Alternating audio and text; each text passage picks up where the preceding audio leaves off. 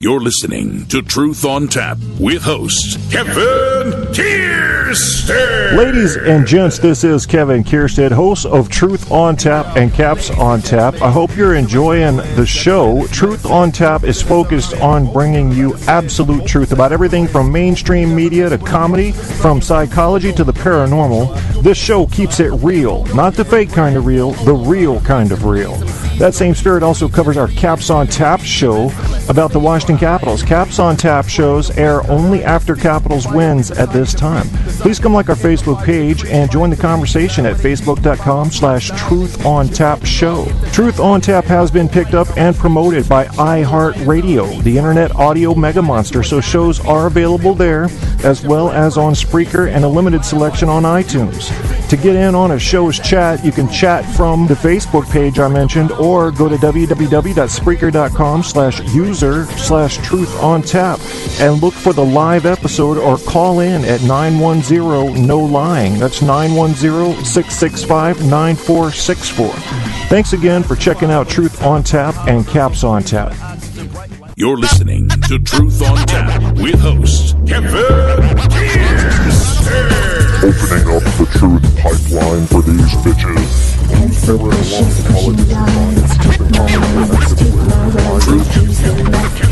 Truth on Tap. Truth. My right to say how I say it's mine to give. My right, my heart, it's mine to share. My soul's my heart. Truth on Tap. Invite to use. Just the wish to use. Chop it up and move combine. Chop it up and move Truth on combine. Tap. Oh, no, he didn't. Genghis featuring Stereo Black Star Super Negro. Black Star, ha ha. Now, the average scientist would take this song more seriously than they would take a ghost sighting. That's a problem. Yeah, it is. It is. I mean, brothers being hard in France. Can you picture this in your head? What do you see when you see a brother in France? You know what you see. He's painting a Monet, isn't he? He's very gentle with his watercolors. Get the fuck out of here. Super Negro in France. Carry that shit on out of here. Well, that's what the scientists say when you see a ghost, don't they? Carry that shit on out of here. If it's not proven empirically or not repeatable in a controlled laboratory setting, then it must not be real. Yeah. Fucking scientists. They're little nerd asses. They don't poke around. They live in 5% of science. The shit that's already been proven. That's all they have faith in. And everything else is a joke to them. And technically, in a logical argument, they win. They win by logic. But their focus is so narrow and short-sighted that you understand why they never get laid. I mean, it just makes sense. It all goes together. You start to build a picture in your head, these guys. I don't know what happened to Dr. Michael Shermer, but we're going to talk about his funky ass, too. Yeah, because there was an article in Scientific American, a magazine upon which he is a normal contributor, and it is contradictory to his normal statements. He likes to attack those that believe in the paranormal. Well, we've got a counter action against him this time. Yeah, I'll bet you he's not swallowing this one real easy. We're going to talk about it. And, yeah, a gun in France, right? Sound effect. Jesus. I'm sorry, France, but you asked to be picked on. You know, you treat us like shit. Last time you helped us was like, what was it, sometime around 1771 when you first started showing up. Fuckers. Then we saved your asses in World War II, and we did save your asses. Bastards. Be nice to us, you fuckers. You're gonna need us one day. Again. Some dude with a square mustache rises up in the western part of Eastern Europe, and you're going to be like, help me, we don't know what to do. We chased him with a paintbrush, and he did not run. Fucking French rap. I'm stopping the music after this one.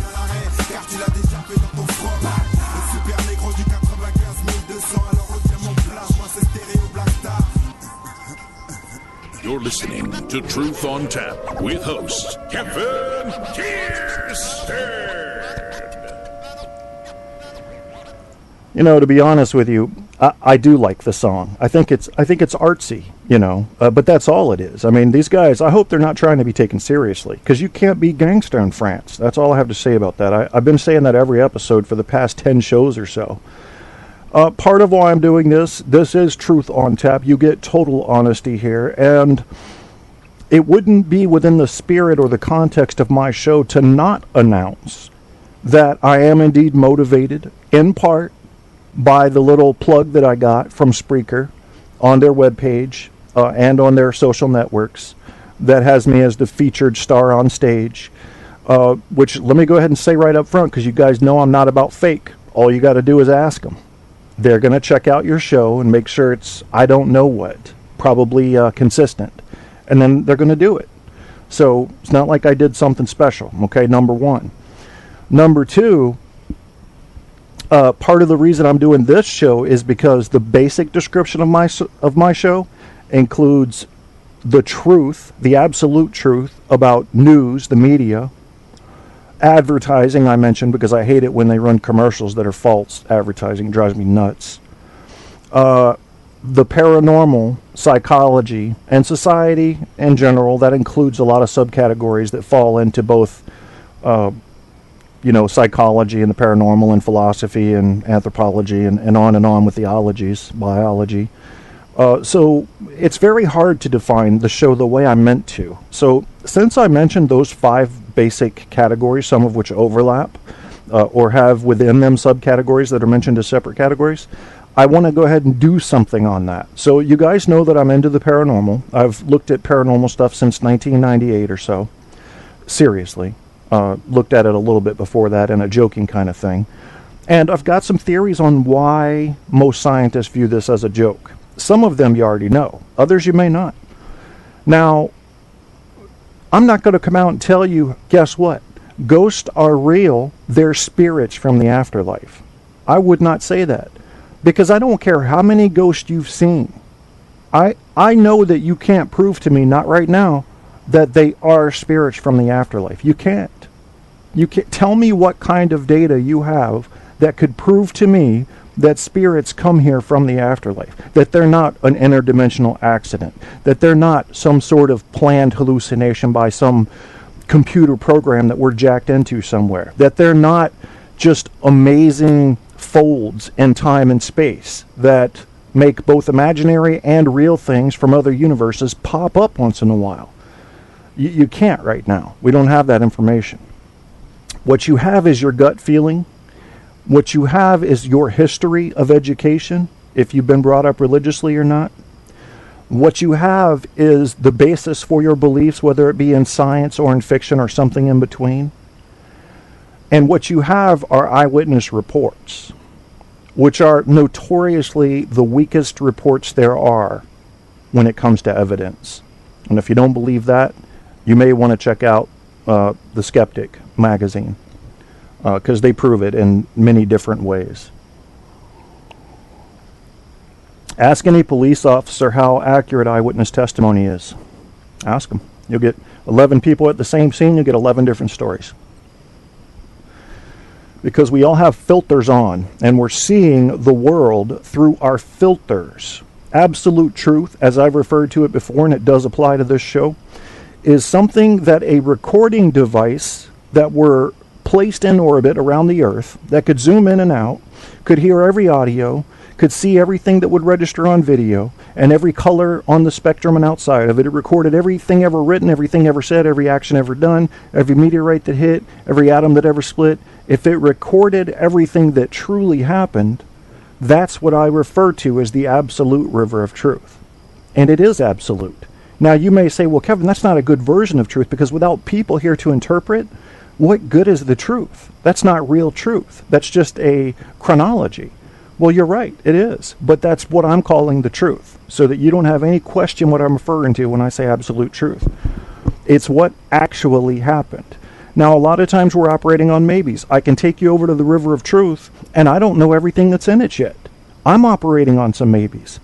But I know what's most likely in it on a given topic. And I can prove that as well. So we're going to be talking a little bit tonight about the scientific method, but only really as it applies to the paranormal. I'm not going into earth science with you. I'm not going into life science with you. I'm not getting into physics, at least much physics with you. I struggled with physics in college. I had a hard time. I did fine with the labs, but the regular class pretty much kicked my ass. And something didn't jive with me in physics, at least in the formulaic sense. In the labs, I could make shit happen all day long.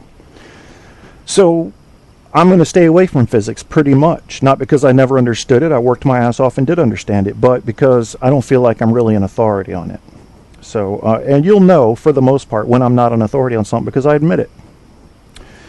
I've got up here some things, and these are things I'm going to share with you. Some of them I'll share the web pages for. I'm going to go paste a couple right now. One is paranormalnewengland.com. Now, right away, I know what you're thinking. Tell me if I'm right. Oh, that's a paranormal investigation private company. They're not going to have science. That's what you're probably thinking. But the truth is, they do use science here. And I think they should be proud of themselves. Now, are the opinions that they draw from the data they collect reasonable? I can't tell you that. I'm not an expert on this Paranormal New England. What I do know is that the flow chart they're using for the scientific method is working like a champ. And I'm going to go ahead and share that link for you on the Truth on Tap Facebook page. For those who don't know, the Facebook page is facebook.com/TruthOnTapShow. Don't forget the show. TOTS is an easy way to remember it. Facebook.com/TruthOnTapShow. And I'm pasting the link right now in a comment to the show announcement so that you can follow along with these things if you like. Work with me here, Facebook. Everything's been slow lately. I mean, you guys, some of you know that I still broadcast in 64K because I have DSL. Now, I could do 128, probably. I mean, I've done it before. But I've also had interference and popping and ticking, and that's when I was using SAM Broadcaster. So I haven't gotten deep enough into the testing to go back to 128. But I don't present the type of audio that needs that nature of quality. So I'm not really worried about it. It should sound decent to you. I mean, I'm guessing that right now you can not only hear the crickets outside my studio, luckily there's none inside, but you can probably also hear the fan that I have on the floor. That's enough. That's enough kbits per second right there. Yeah, to hear my message. Scientific method, as I said, we're going to talk a little bit about it. I'll be in there to check on you guys in the chat soon, so make sure to come with your theories and your advice. I want to know how you relate science to the paranormal. And don't attack. It's easy to attack paranormal research. It's very easy to do. I would rather you didn't. I'm looking for constructive things. What can we do here to make science and the paranormal jive a little bit better? 29 messages in chat already. Hey, Kim, Grandpa Al's in there. What's up, Grandpa Al? Grandpa Al Kruska. I remember your last name. And I believe he does his own show, too. I just got into chat. Sorry about that, Grandpa. So I'm looking down what you guys have been saying, which I'm learning to skim really good. I didn't used to be very good at skimming when I read, but I have to keep up with you guys now. So float your boat and keep paddling. Let's see. Cheap perfume to spray on people like you. Okay, all right. We are seeing something, but what the hell is it? That's right, Kim. Kim goes ghost hunting with, if you guys listened to the show 2 episodes ago, we were out ghost hunting in Old House Woods. And typically when we do radio shows from back there, I'm doing 2 things. One is we're talking about what we think about the paranormal, and then 2 is you're listening, because EVP is real. We just don't know what it is. So if you ever hear somebody whispering during one of my broadcasts out there, you may have very well heard what is the proverbial EVP, electronic voice phenomena. Some say it comes from the afterlife. Others say it's interdimensional accidents. Who knows, you know? But when it's an intelligent response, you have to wonder. You really have to wonder.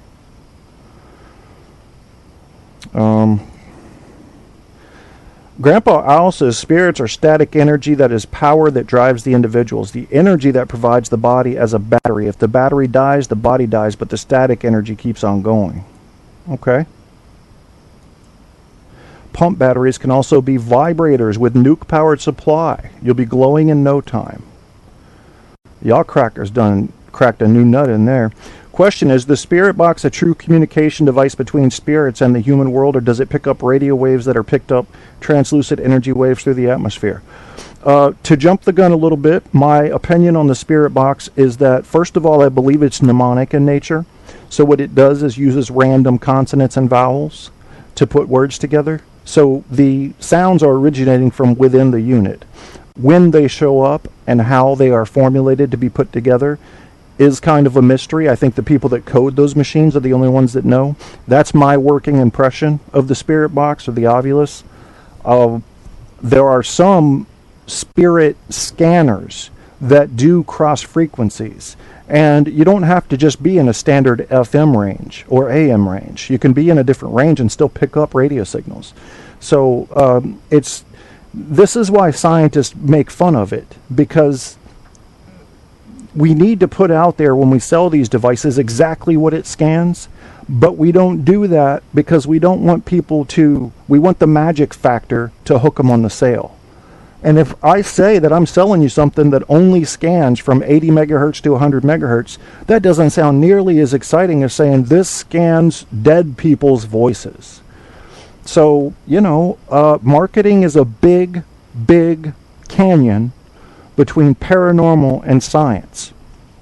And that's a shame. That's a real shame. My ultimate goal with paranormal and science is to get them together. Get them together. As you guys know, Kim shared an article last year.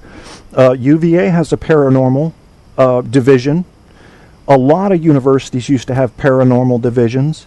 And what happened, in my opinion, correct me if you think I'm wrong, is that starting in about 1947 with the Roswell thing, our federal government started a campaign to ridicule and isolate anyone who reported paranormal phenomena. At that time, it was focused on aerial phenomena, but it spread out. Everybody became a cuckoo that reported anything that wasn't repeatable in a lab. What a shame that was. What happens 30 years later?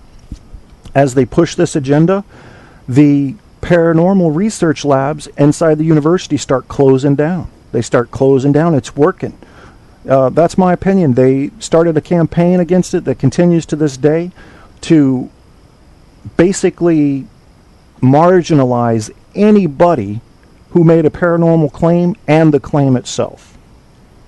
And that causes us to turn our nose up at the discussion of the paranormal, when the paranormal is and always will be the description of what's just outside of science. And what's just outside of science, some of it makes it into science. So to ignore it is stupid. And I don't like using that word, but it's stupid. It's ignorant. Some of the paranormal claims that are happening are absolutely real. Some of them imagined, others pure lies for attention. But some of them are real. If it's only 3% that are genuine, we need to figure out what it is. And I'm guessing the percentage is much higher than that for the genuine claims. A lot of scams. Photoshop is easy to use. I know how to use it. I'm a beginner. I guess I would call myself a low-level expert, just reaching the expert category in Photoshop. Video editing, I'm amateur to medium skill in that. I could put a UFO in a video and make it look real if I had just a couple weeks to work on it, and put that up on YouTube and say, this was in my backyard, yo. So that's a shame that technology is so easy now that we can't trust anything we see. But we got to figure out a way around that. We need some reputable scientific agencies to filter through that for us. I think people would fund that. I honestly do. MUFON? I mean, what is MUFON? MUFON, whoever wants to join, joins. You need to, if you're going to own MUFON, you start by saying all of our investigators will have a minimum of a 4-year degree in a scientific discipline. Minimum. And then people will start taking you seriously. Till then, As long as you got Uncle Bob from West Virginia as an investigator, you get no credibility. Forget about it. I don't care how smart Uncle Bob is. He could be a fucking genius. Doesn't matter. Got to have credentials. You don't get taken seriously until you can show credentials on paper, period. So how are we going to get that done? How are we going to get people to start taking science and paranormal together, both as equally valid? We'll see what you guys have to say in the chat room in a minute. I want to talk to you about a few pages that I'm referencing here. One is an article in the Scientific American, and it's titled, this is written by John Horgan, which this is going to piss off Dr. Michael Shermer, I can assure you, who also writes for this magazine sometimes. He says, brilliant scientists are open-minded about paranormal stuff, so why not you? This is starting to bug me a little, because I'll just about bet you, and I see this all the time, that this guy is coming over from the hardcore skeptic camp, just realizing that there is something to paranormal, and now he's going to act like he's been behind it the whole time. I don't like that. That's dishonest. Tell me if you're coming over from the skeptic camp. You know, it pisses me off when people do that because it's fake. You know, he probably spent 10 or 15 years of his life ridiculing all paranormal reports, and now he's getting on board.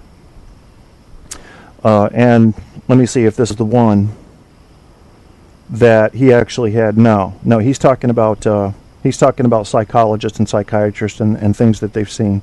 So we're going to talk a little bit about this article, which, as I said, is going to piss Dr. Shermer off because he likes to beat on anything that's a paranormal claim. So we'll talk about that in a minute. Also, what I have up here is something from the Atlantic, and this is basically just a reference. I am going to share it so that people can see it so that you know.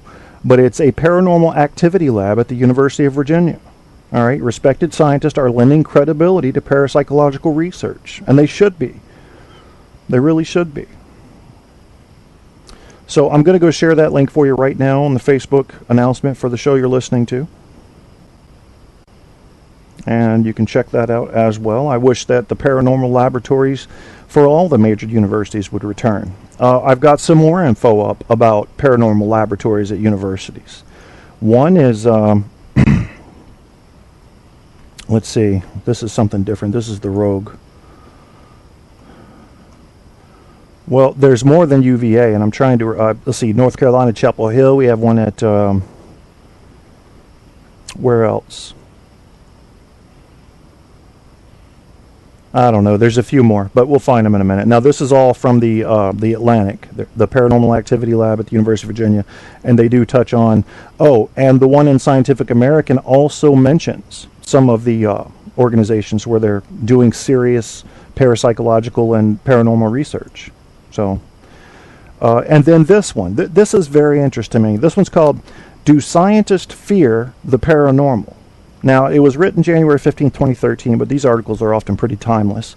So it's good, and we're going to talk about it. I think they do fear the paranormal, because what a scientist does, and this is the major problem, it says up front, if it can't be repeated in a lab, I don't want to look at it. Why?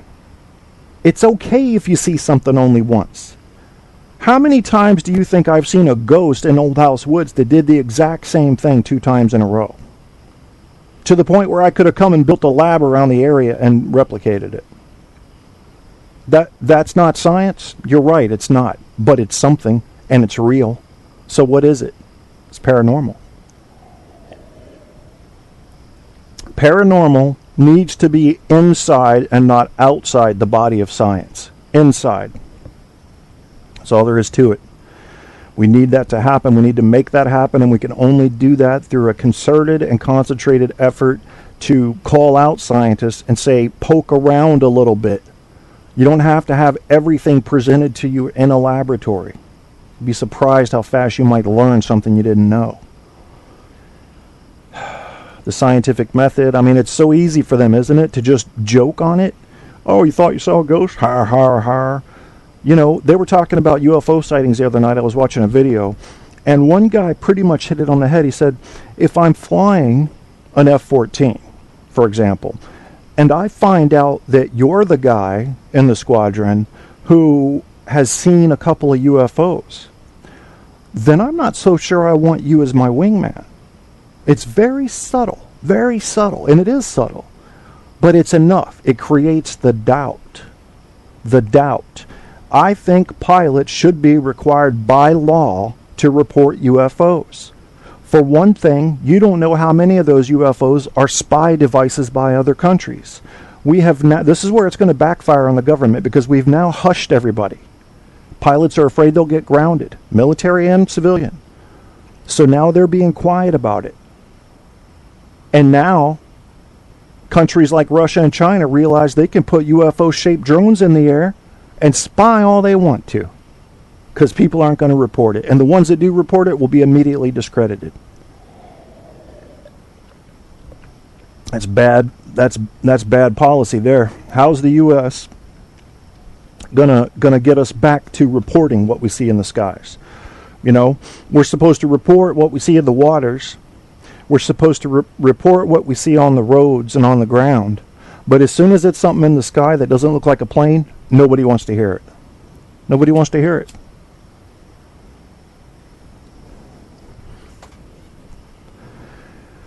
Paranormal research and the scientific method, the way they do it at Paranormal New England is ask a question.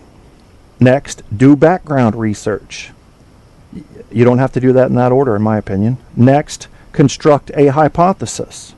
Next, test with an experiment. Next, procedure working? If no, troubleshoot procedure, carefully check all steps in setup. If the answer is yes, analyze data and draw conclusions. Now, after you've analyzed the data and drawn the conclusions, they say either your results will align with your hypothesis, or results align partially or not at all with hypothesis. And there it says the next thing to do is communicate results. In the event that they do not align entirely with your hypotheses, you got to go experimental data becomes background research for a new future project. Ask a new question, form new hypotheses, experiment again. Overall, there's nothing wrong with this chart.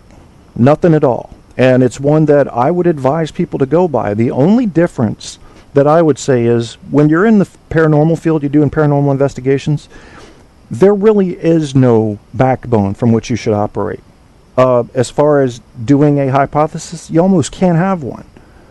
You just have to be aware. I say go out. You don't have to have a hypothesis.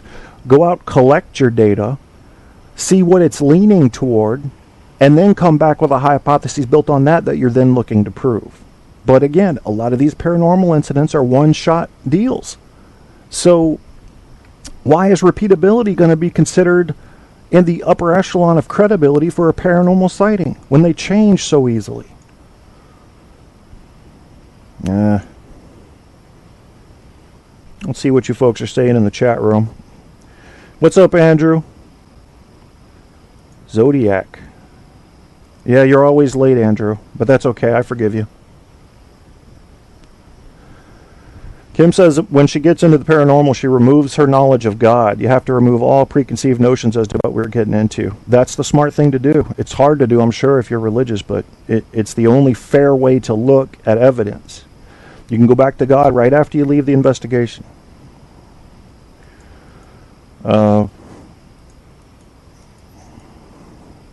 They either fear this or know God, position above or below God. I don't know what that means. Oh, some reason fundamentalist Christians fear science will prove no God. Yeah, it's a matter of faith. That's why I don't discuss the validity of religion, because there's no convincing evidence for or against in my view. So I just don't discuss it. I just say, hey, there's your view. Edward Maglanette, UVA Paranormal. How about taking the aura of the hand on the photographic plate, says Grandpa Al. Is that energy from the plate themselves, or is it a picture of the energy emanation out of the fingers and hands during the taking of the photograph? Kim, how come you haven't been talking about this photography? Because I know you were interested in that. It starts with a K, I think. Something photography. I haven't looked too deeply into that, Grandpa, so I don't know. All right, so I've caught up on you guys' chat pretty much. Curlian, yeah, that's right. Because some don't change.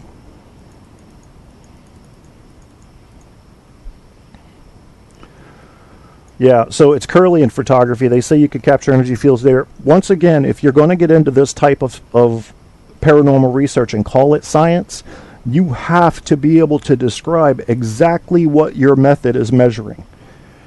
Okay, it can't be, oh, it's just picking up energy fields. Well, what do you mean by that? Are we dealing with photons? Are we dealing with a high charge differential between two surfaces? Are we dealing with nothing but a static presence of DC voltage? Are we dealing with waves that are in the radio frequency or the microwave frequency? What are you talking about, energy field?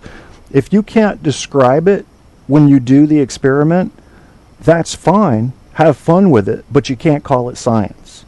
Because one thing science can do, and one thing I love it for, although I think it's very narrow in scope, is that it makes sure that you understand the methodology up front. It can explain every part that's going into the research. The results, maybe it can't explain. That's fine. But it can explain what is measuring and what is being measured. Yeah, you got to be specific. You have to be specific if you want to be taken seriously. You know, what are we possibly going to measure in Old House Woods that would convince someone that something really is going on? If we took thermal and we got the outline of a body, how could we prove that wasn't a person? The only way to do that would be to get something like infrared that noticed a partial transparency in the thing, if in fact it were transparent. You know, so you're facing problems from both sides. First, in proving what you think it is, then you have to prove what others are going to think it may not be. So this is not easy. If you're going to do, this is why I kind of gave up, Kim, on doing the scientific method whenever we do paranormal research. I'm looking now just for basic evidence. I want to see visuals. I would like to get them on film, but don't know if I can. I want to hear audio. I'd like to get that on tape if I can. And if we get into thermals and we get into infrared and we get into energy meters and EMF pumps and pulse meters and microwave frequencies to try to excite energy, well, then we'll do that, but I'm not so sure it's going to produce results. I think it's just a lot of experimentation. But the thing is you know from all of the paranormal reports around the world that even if only 5% of them are really accurate, then you're talking about a very interesting phenomena, whether it's imagined, hallucinogenic in nature. If that's the case, we need to identify that in the human mind. We need to. We can't ignore this stuff. But that's not what it is. That's not what it is. What it is we're seeing something that has to do with either a wrinkle or shift in time, some sort of misunderstood or not yet identified force in nature that is along the lines of gravity or anti-gravity. Because we don't really know what dark matter is, we don't know how it might act when it's around matter. You know, the theories are that there are major explosions and, you know, the forces destroy each other and all this, but they can't say when you put two masses together what's really going to happen. And if we can't even identify that, and you consider that we don't know what's in dark matter, then what do we really know? We don't know shit. We know very little. We know very little as humans about this universe. And we like to think we know a lot. You know, if you were to take what we know now and tell it to somebody in the year 1775, they'd have you locked up. So how do you think it's going to look in the year 2500? You know, it's time for us to start thinking a little bit faster, I think. And not just sitting there with proven theories all the time saying this is the only thing that qualifies as science. Yeah. What do you mean keep you abreast, Kim? I like to keep myself abreast. Oh, no. Yeah, depressing, oppressing. Could be demons back there. Could be aliens communicating with us, trying to break the news to us that other beings exist in the universe, and they're trying to do it through what they think is a familiar method. Could be something evil. Could be something that is a total accident absolute energy accident that has to do with dimensions or with a measurement category that is outside the scope of dimensions that we have yet to identify. We fail to imagine far enough. All we know is what we've heard on science documentaries and in science classes. What about what we haven't heard of? You know there's a shitload of stuff that we haven't heard of. You can start making guesses as to what it might be. It will advance our understanding, at the very least using the process of elimination. We need people thinking outside the box more. Simple Kodak film from a packet. Energy through your hands into your fingers. Okay. Grandpa says this, if all power sources are vacant and the only energy from the fingers or hands are revealed, then taken as well after death to compare to energy levels from the photos. Well, okay, but what if that energy is a result of heat? Then you've got, okay, someone's dead and the energy seems gone, but really it's just the heat that was gone. And in the presence of it, it was the heat that produced it. These are the things you have to take into consideration, Grandpa Al, if you're going to do this scientifically. What if that energy only had to do with the basic small voltage that's going through your neural networks when you're alive? So yeah, it disappears when you die, but it's not spiritual in nature necessarily. These things are very hard to prove, but you can prove them in other ways. For example, you might take someone that's in a coma, and they might have half of that energy level that you've managed to measure. This is how you can start filling in the holes with these types of energy photography, Kirlian photography. I still don't understand Kirlian photography. Do they even know what they're measuring? I think what I've seen of it is it appears that they know they're seeing some type of energy, but they don't know what. So it's certainly worth looking into, but I think it's quite a shot to jump from there's an energy field to that's your spirit. The plates that are used are cooled. They allow for temperature changing in the body, dead or alive. Okay. Well, that sounds, as they do that, that gets more scientific. But you still have to define what it is you're getting on film. Because let's say it's nothing but a static differential between the plate and the person's body. Well, then that could be a static differential between any object and the plate. Or any object and the person's body. Which means you could take the body out of the equation and still have, quote, a spirit, unquote, from a box. So this is I like to call this painting by contrast. You remove the elements of an experiment and swap them with others to see if you can duplicate it. Because then you can rule out some of the more popular theories like that's a spirit. Unless you also think a pencil has a spirit. I'm just saying that when we do these experiments, if we want science to take us seriously, you have to be able to identify what you're measuring and what you're measuring with. That's all. And it seems like in a lot of these experimental arts, if you will, that what we're measuring we don't know. We don't know what EVP really is. I've heard someone whisper into my phone, "I eat the children, join me." And that's not matrixization. That's not pareidolia. That's not me filling in blanks with what I wanted to hear. It was clear English. Now, why the hell would I hear that on a phone in the middle of the woods in the middle of the night? Spoken clearly. And it's on YouTube if you want to look it up. I eat the children, join me.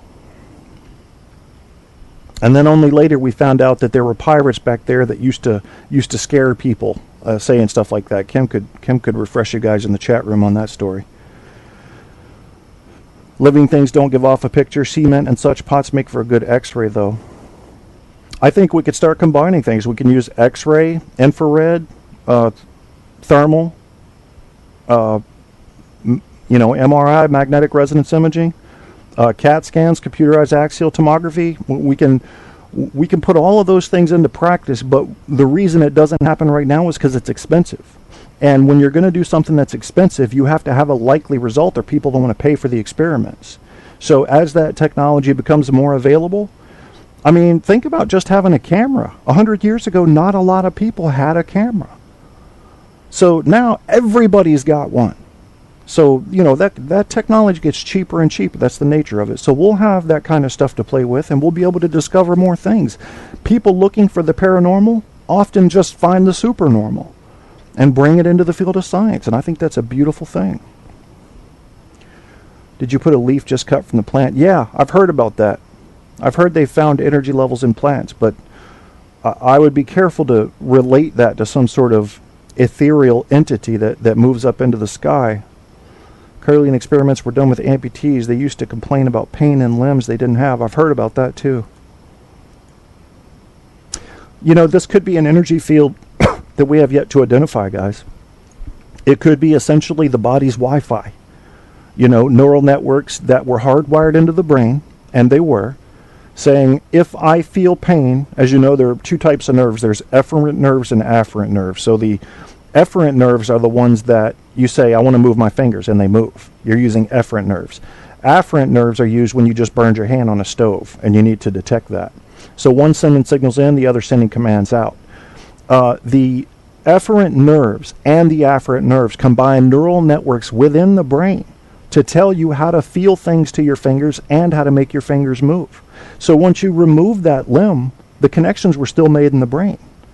So it could be that because the connections made in the brain, the electricity that would have gone out to that limb still exists. And that creates a phantom pain or a phantom spirit. You could say spirit, a phantom energy. I don't know. I think it's most certainly interesting, and I hope that the research keeps up. But I think we have to look at it very scientifically if we want to be taken seriously. Because once you make the jump from people are feeling pain in their phantom limbs to that must be their spirit, that's a hell of a jump for science. We need to prove everything else that it could be out. We need to eliminate it before we jump on something like that. So this is how it's going to be taken seriously.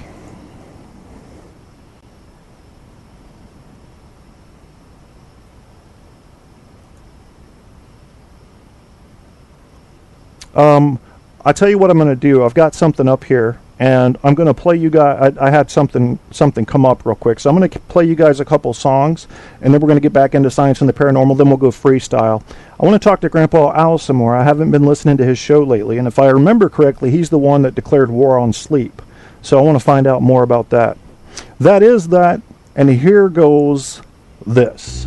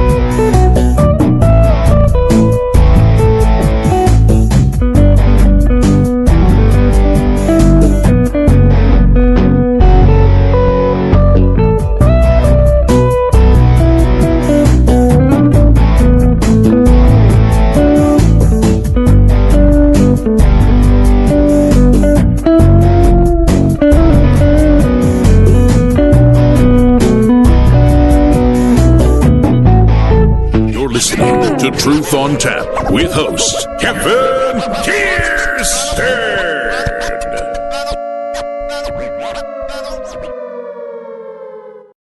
Well, we're at Advanced Base Camp now. The elevation up here is about 18,500 feet, maybe a little bit more. My altimeter reads 5,600 meters. So that puts us above really any peak in the continental United States outside of Alaska. It was quite a surprise to get here and see Advanced Base Camp.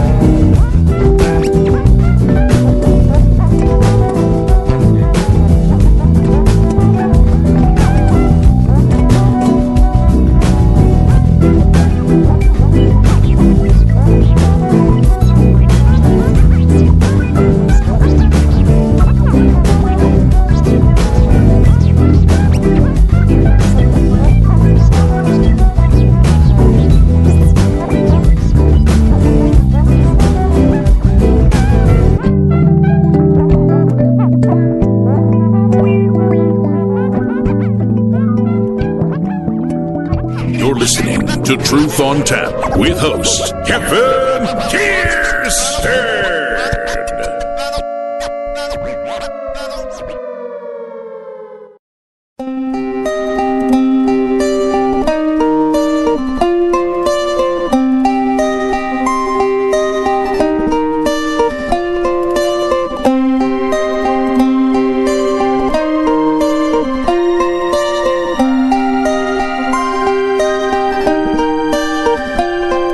express the same things but with different words. We acknowledge the same curve and those might have hurt. Just like the last line you draw to remind a past time. A fast-minded feeling of freedom please you be recognized. And I can hear your doctors calling from here to say, kill vice, independency, and I'll kill the seal. Cause the young himself is stealthy mass appeal. Where's my muse? Where's my muse? It feels like every word slipping through my mouth has been used. Staggering like the old man feeding a third. With my glass eye reflecting half the things that I've learned. A windowless frame in a transparent room, filling up cracks with plastic assumes. Shape shift, nuance, venue. Don't stop dreaming cause this ain't over. Wreck up your life until you get sober. Don't stop dreaming cause this ain't over, my friend. Don't stop dreaming cause this ain't over. Break up your life until you get sober. Don't stop dreaming cause this ain't over, my friend. I've risen myself as I walk along the weary, moldy watching. I found myself staring, building up an empire of my great desire. Well, the fumes from my thought process takes me higher, higher and higher. Ain't stopping there. My avalanche of color starts over there, and I've got the solitary key to go through. Ray and delicious, but traps can be so vicious. Prepare for the ultimate takedown. Part-time experience might save you from deliverance, but will it serve the greater cause?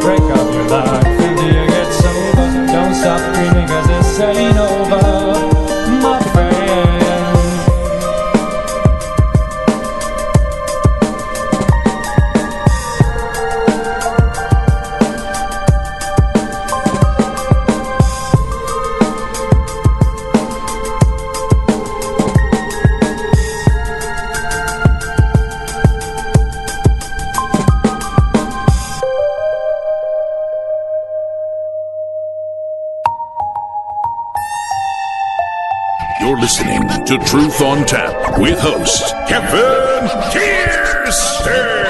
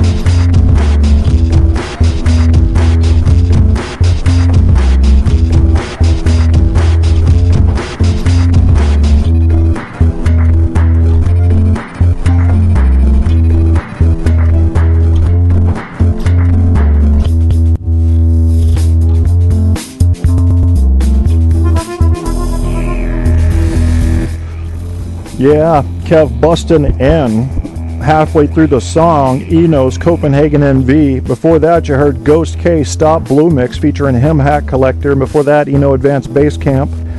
Purple Nurple by Alex was before that. Yeah, we're going to let it run for a little while. See what you guys been saying in chat here. We're going to go freestyle second half of the show, but we certainly can continue the paranormal discussion. I'm going to close this science stuff because in the second half of my show, I like to play. Do you like to play, kiddies? Yes, you do. Yes, you do.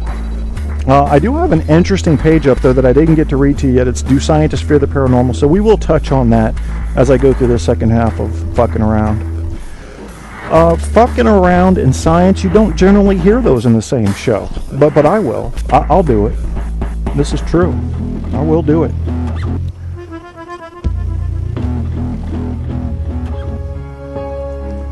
And we're going to stop instead of Alex's good day. We're just going to talk a little bit more. A little bit. See what you guys are saying in the chat. I will try to do my super scan and come back in. Bathroom break. Okay. Pause for the calls. I hear you. Kept me safe from being killed in an accident a few times, says Grandpa Al.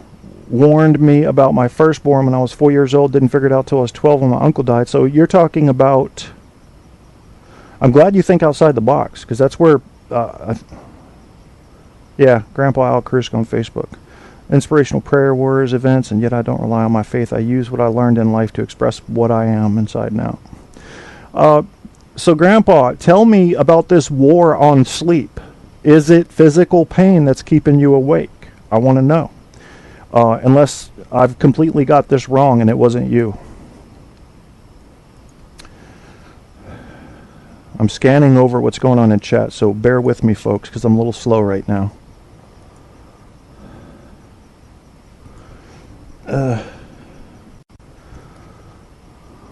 Hear a lot of doors outside. I think it's time to check the security camera.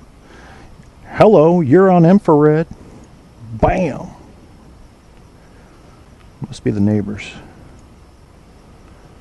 I recommend everybody get yourself some IP cameras if you have a router in your house. They're cheap now. Get them off Amazon or somewhere. And you can look in on your house from your phone. You can record motion so that you can just go ahead and sleep. And then if something happens, as was the case with me last week, the camera will just do its thing and take pictures. So I got a picture of the suspect that tried to break into my house. You can pan and tilt it, which is nice. They have night vision, which is nice. Some of them you can zoom in and out, but not the cheaper ones like the $40 and $50 ones. They don't do all that. They do have night vision. They do have pan tilt, usually 270 degrees. For $40 or $50, man, it is attainable now. These things used to be $500. You get 2 cameras and a monitor. I mean, you can do your whole house and your workplace for $500 now. And that's more than just the camera, just the wiring and everything for the alarms. Yep, I do recommend it. And another thing is that you may catch something paranormal on those cameras. That's worth looking. I've got thousands of email messages that are my camera sending me motion photographs. Thousands. And in each email message, they have about 6 photos. It takes 1 photo per second for 6 seconds. And for all I know, there are ghost or UFOs in there right now. But I only check those pictures when I'm really super bored or when something happens and I need to review who was in the yard or whatever. So it's another good reason to have a security system. If you're interested in the paranormal, we're connecting it now.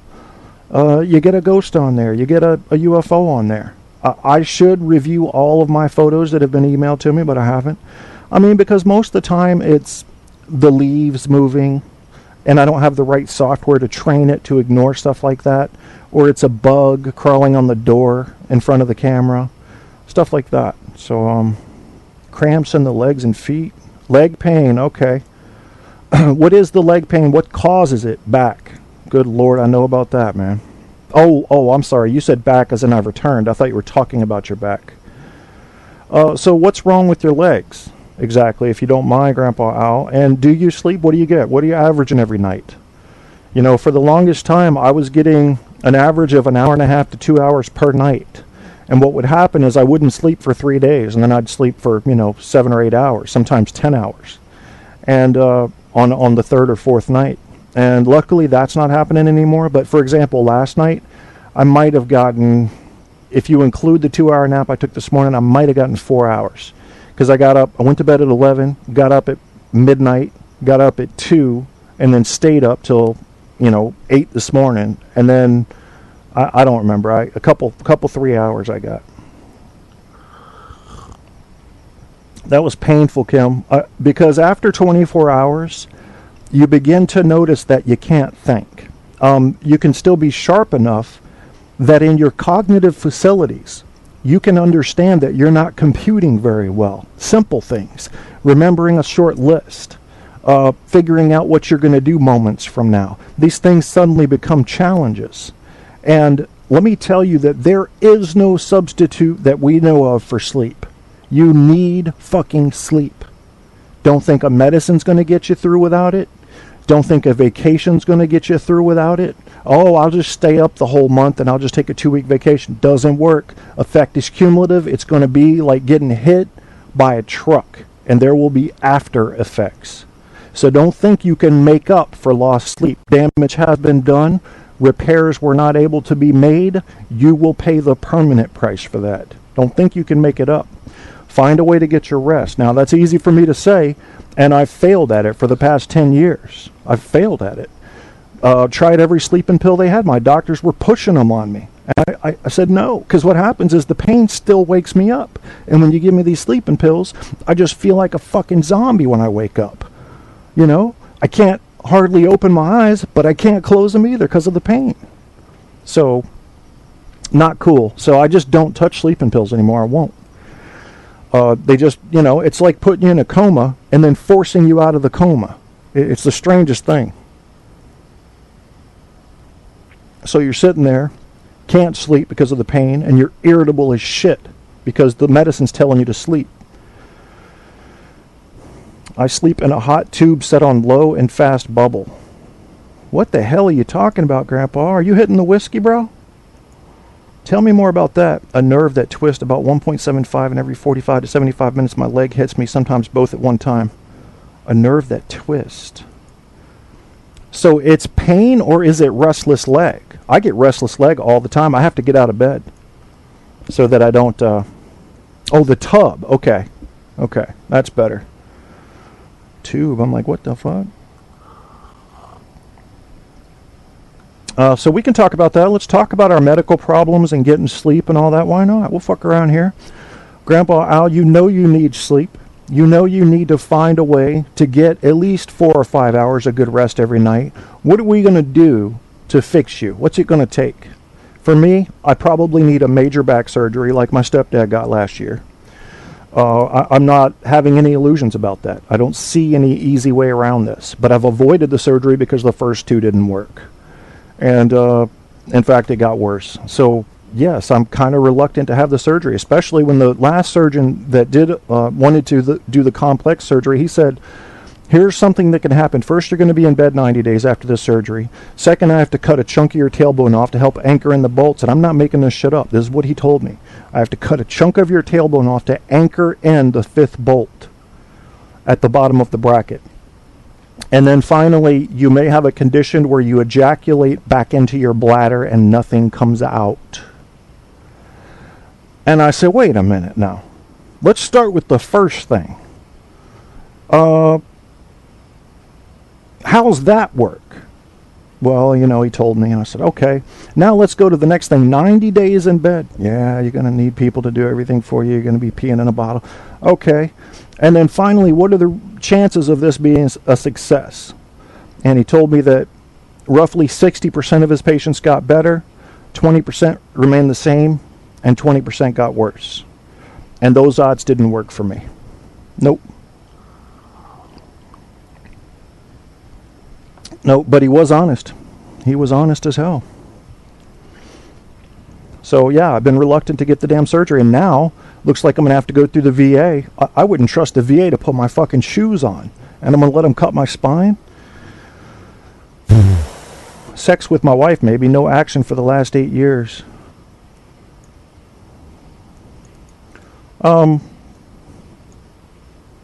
So that's what would help you sleep. Okay, so maybe we need to start thinking about this in a different way, Grandpa Al. I'm glad you're on here. I get to use my psychiatry skills now. So what if I told you, Grandpa, that instead of a sleeping pill, instead of counseling and psychiatry, which you don't need, instead of doing yoga and meditation, which I don't think you need to woo your woman till she gets all horny, and then y'all are bumping McShag Nasties, and you're sleeping like a fucking baby again. What if we change the focus to put you as Romeo and force her into the Juliet position? I think it might work. Let's look at it outside the box. You said you live outside the box. Let's look at it outside the box. Maybe that's what you need. Otherwise, get a whore. Yeah, get a whore. $50, you can sleep like a baby. It's worth it. Do it once a week. Get yourself a whore, brother. You don't live in Nevada, do you? Tried that for the last 7 years? Well, I'm sorry, Grandpa Al. I wish it was better for you, man. I'm not trying to make light of your situation.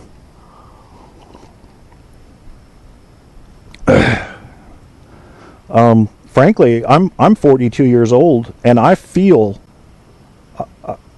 you can call in if you like, Grandpa. Skype in if you would. Do you have my Skype? And Kim, you can Skype in too. We'll try to get everybody on here if you feel like it. We'll see how it goes. Andrew Zodiac 12. Well, how old are you, Andrew? If I may ask, because if I'm 42 and I'm reaching that point where it's not that important to me. I understand that it's an important part of a relationship, but my 21-year-old self, mr.kevin.kierstead. I'll share that with you for those of you that want to Skype me. It's in the chat room. What's up, APOC? You're 43, Andrew, and you wouldn't be able to groove with no sex? Well, I must be a fucking loser then, because I can live without it. I mean, these days, honestly, how can I say this? First of all, my girlfriend's amazing, and she knows that. But the actual event, the actual moment, doesn't feel a lot better than a decent massage to me. That's just my body changing. Maybe drops in testosterone, maybe deadening nerve endings, I don't know. Grandpa, oh, you're 56, okay. For some reason I was thinking you were older. I think there's another grandpa that has a show on Spreaker. What was his name, like Crazy Old Man or something? Crazy Old Man Network, you guys remember him? Maybe that's who I was thinking of. He was about 70, I think.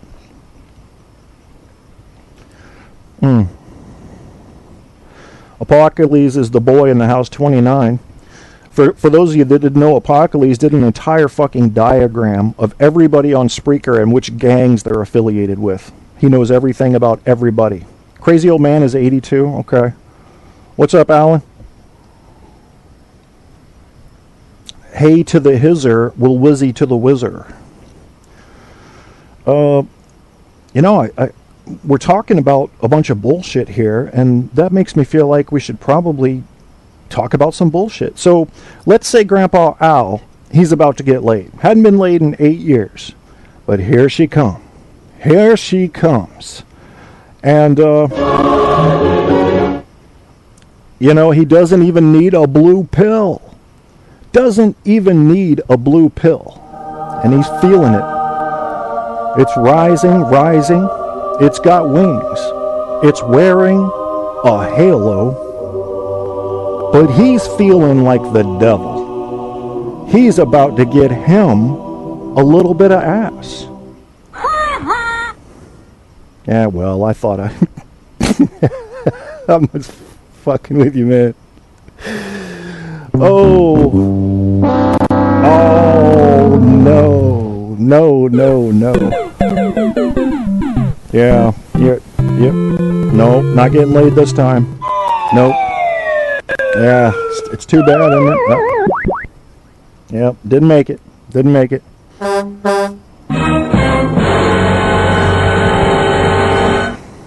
Yeah, I think I might have hit a little bit below the belt there. Technical foul.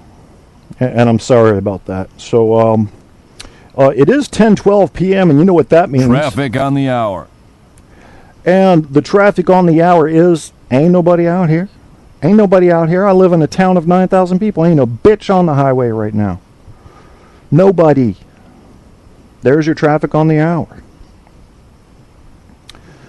Oh, let's see. Old men and old women having sex. Well, Grandpa Al's not old. He's not old. 56 is not old. That's my opinion.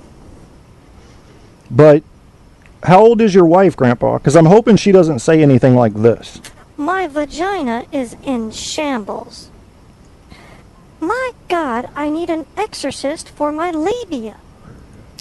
Don't you wish you were as tough as my vagina, big boy? I mean, that thing is taking a pounding. And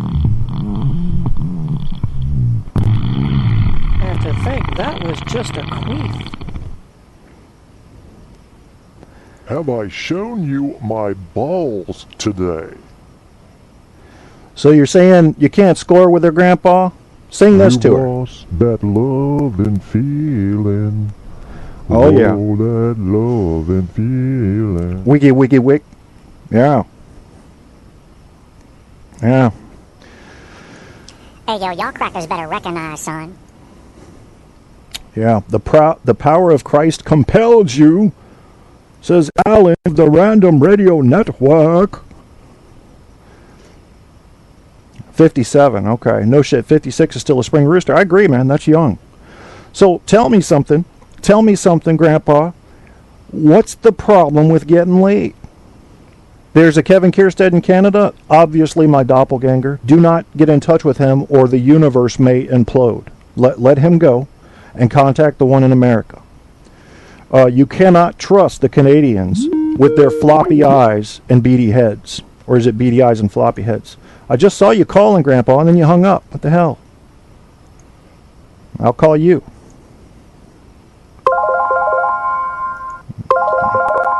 Oh, great. Now someone's calling in on the regular phone. What the fuck is going on? I'm sorry. Try to call in again. I hear ringing, but I don't see the call so that I can answer it. So, sorry about that. Try to call in again. Anybody else wants to call in? Call in. I hear ringing. Is this Grandpa Al? Yep. There he is. Woohoo! Everything, depending on how far I get to go up. Oh, I'm so glad you called in because we need to talk about you having sex and how we're going to get you a prostitute if we have to. How are we going to do that? Hey, I know a couple of prostitutes. Every time I look at them, I feel, sloppy seconds or thirds or probably fourths. They look like their cabo toes are already reaching to their kneecaps.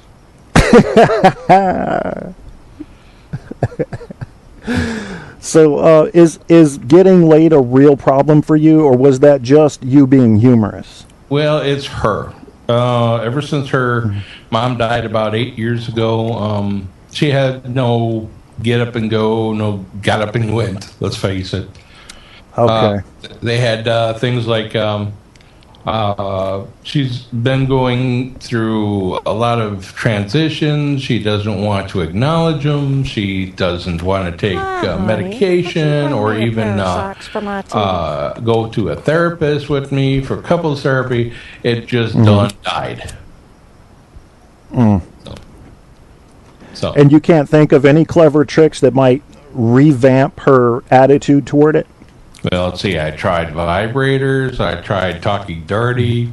All she does is fart in her sleep and say, "Would you got my ass?"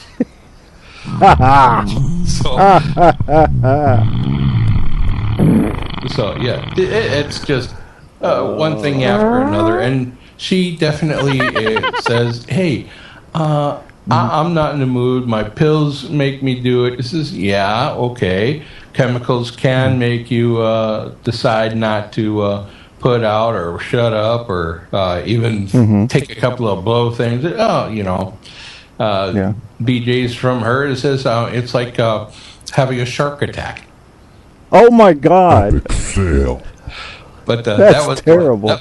That was like 8 years ago. So okay, I'm just living day by day, wooing all the women on the internet. So I have a good prospect going on, but it's hard. You're married 38 years, have 5 kids, 7 grandkids. You love the woman to death, but it's going to be the death of you if there's no camaraderie between the two. Absolutely. I think that's where friendships come in.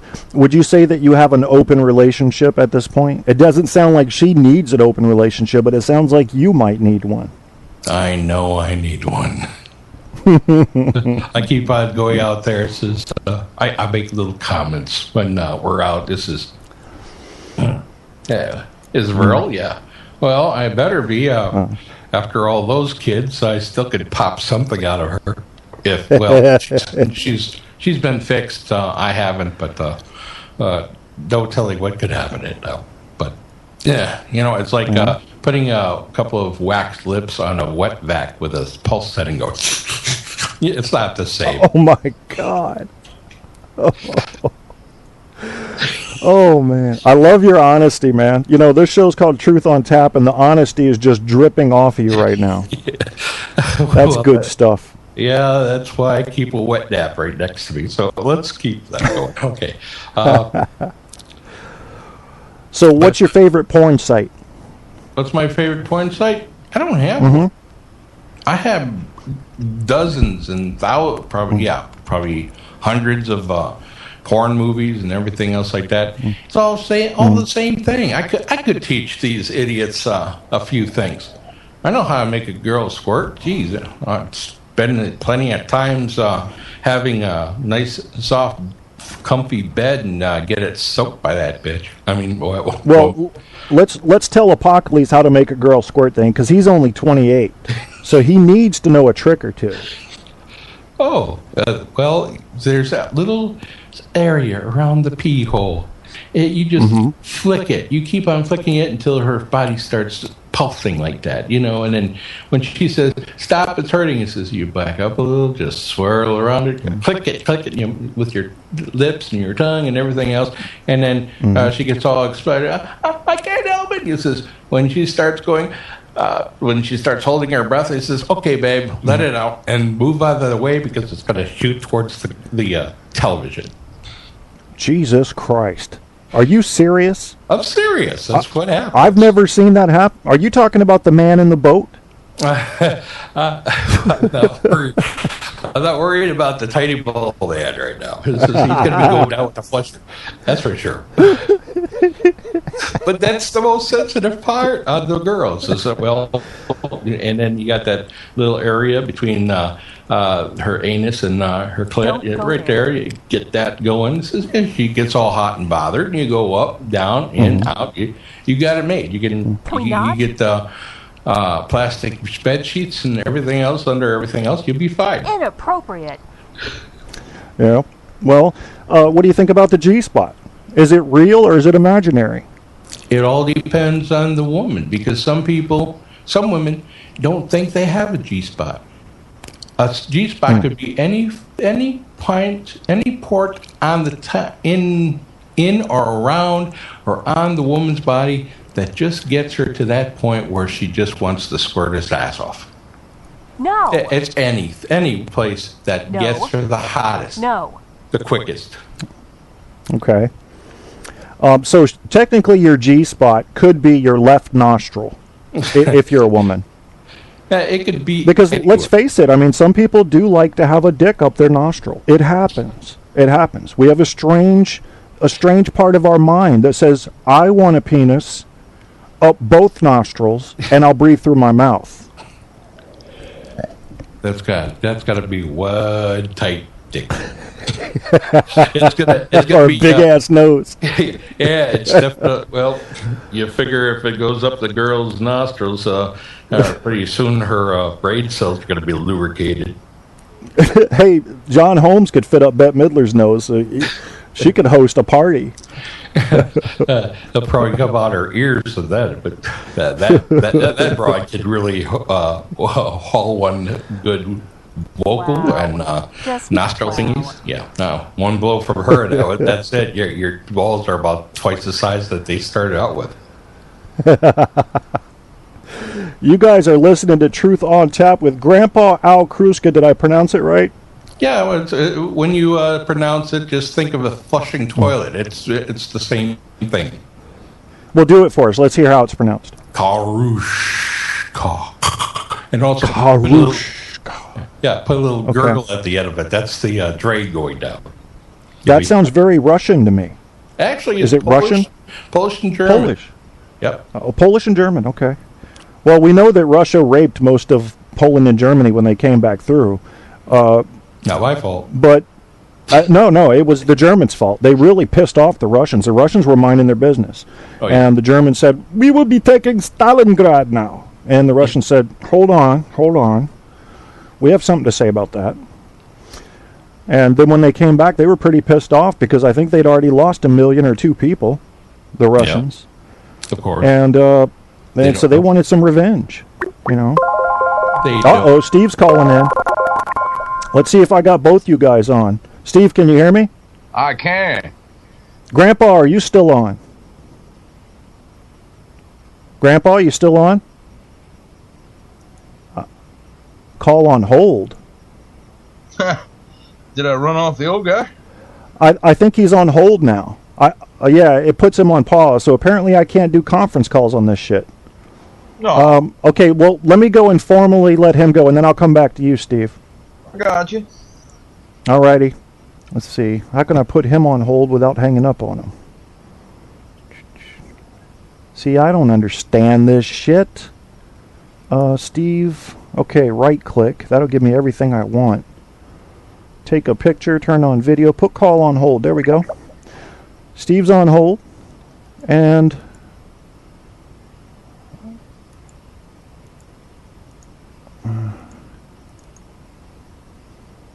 how come it doesn't? This is ridiculous. Why does Skype got to be a dick? Why is Skype a dick? Resume call. Okay, Grandpa, you still there? Oh, yeah. Okay, I was trying to get you and Steve on a call. I don't know really how to do that on Skype. Do you know if you can do that on Skype? Yes, when you click on them, there's a little thing say join call. Okay. At the end of it, that's when you click it to join him in. If you highlight his name, and it'll come up. Okay. Well, there he is. I invited him to the group call. Are you both there now? I am. Hey, how you doing? Hey. Okay, so you guys are listening to Kevin Kierstead, Grandpa Al Karushka, and Steve Moyer, also known as the Swoop Daddy Mac. Or Mr. And we're going to talk about sex and shit. What's up, Steve? It's one of them days. Uh-oh. When he says it's one of them days, that means you're going to hear some shit. So get ready, y'all. I'm taking notes. Steve, tell us how to find the G-spot. How do you find the G-spot? Yeah. I have found in my experience that the ex-husband is very useful for that. Just go where he didn't. Oh. In most cases, that would be hell. Or 90% of the body. Yeah. Now, see, here's the problem. The G-spot is Go not ahead, a myth. Steve. The G-spot is not a myth. Mm-hmm. Mm-hmm. And when done properly, it's a sprinkler system. Oh my God. Oh, damn sure. I can't say much about this because I'm not in that position right now, but I will say that it's very interesting, the female squirting. That's unusual to me. I don't know. I'll just say I've seen some videos. How about that? Dude, I was with a chick once that squirted so hard she got my back wet. Where were you? My face was firmly planted between her legs. Okay. Oh my God. Yeah, I'm not gonna mention any names, but yeah, it's not my ex-wife. No. But I did hear she could suck a mean. I did hear my ex-wife could suck a mean dick. But you didn't know that. I don't have a mean dick.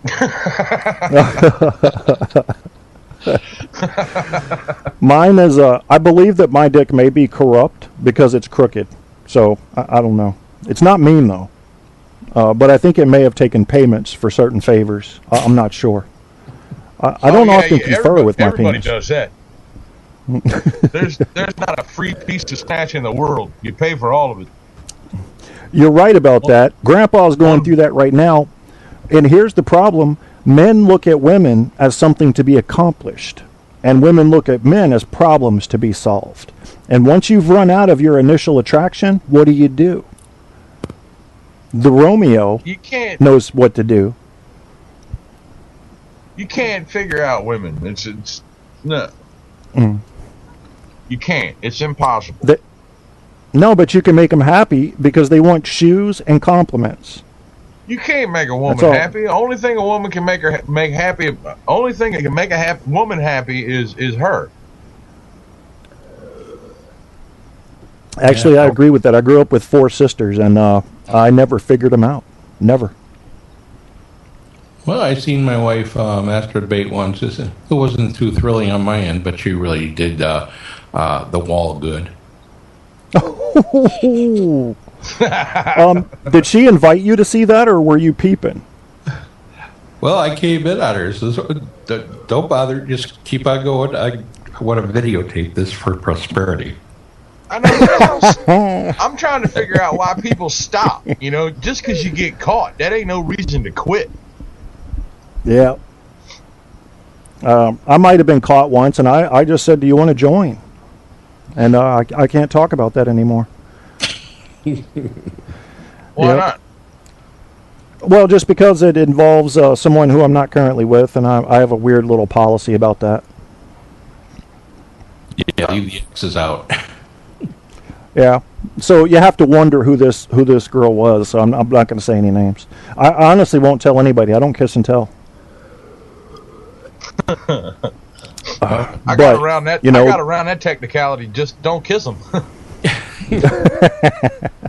Or don't kiss them in that one spot. Well, No, you know what we should do?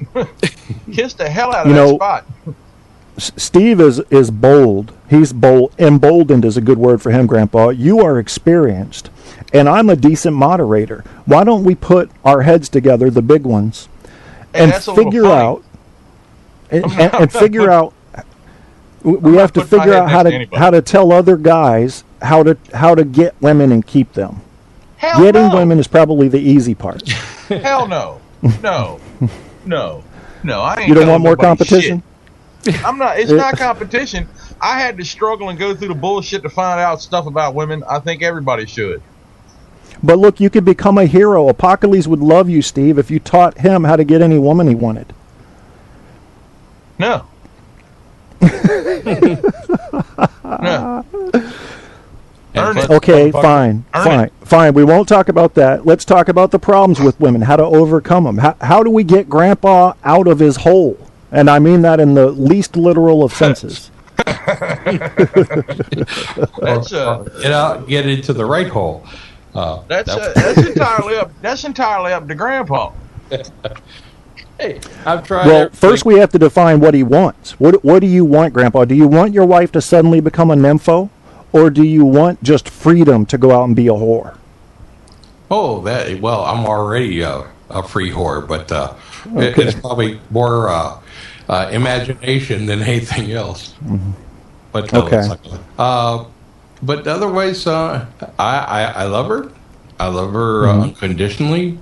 But the in love part is gone. There's nothing left. So I've been going out. I've been making compliments to everybody, and I got a couple of phone numbers I didn't even ask for. Mm-hmm. Which is hey, Grandpa, how old are you? I'm 56. Oh, damn! I figured if you was like 60 or so, you could just walk up to people and show it to them, and they'd think you were senile and get away with it. That takes all the steps out of it. Just walk up to a chick in a bar and zip it and go, "Hey, what do you think of that?" and if you're old enough, you can get away with it. Yeah, you got to be past a certain peak. I mean, where they go, "Oh, he's just being silly," versus "He's a perv."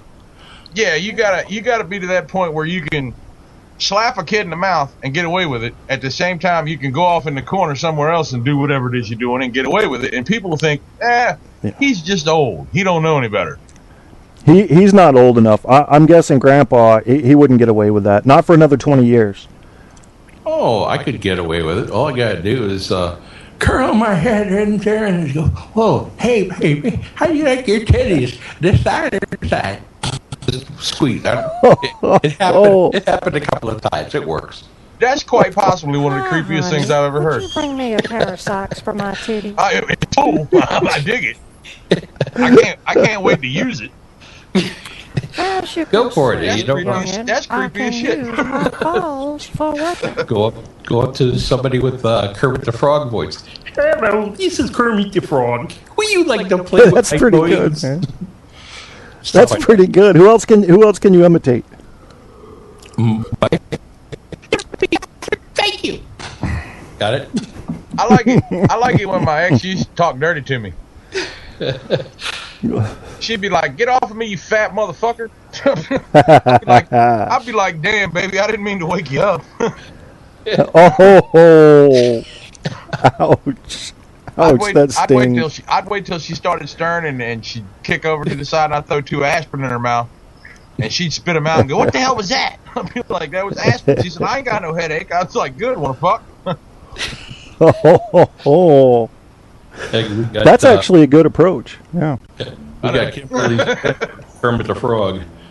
Yeah, Kim wants to hear more Kermit. You got her attention now. Oh, how about Animal? Okay. Okay, great. Do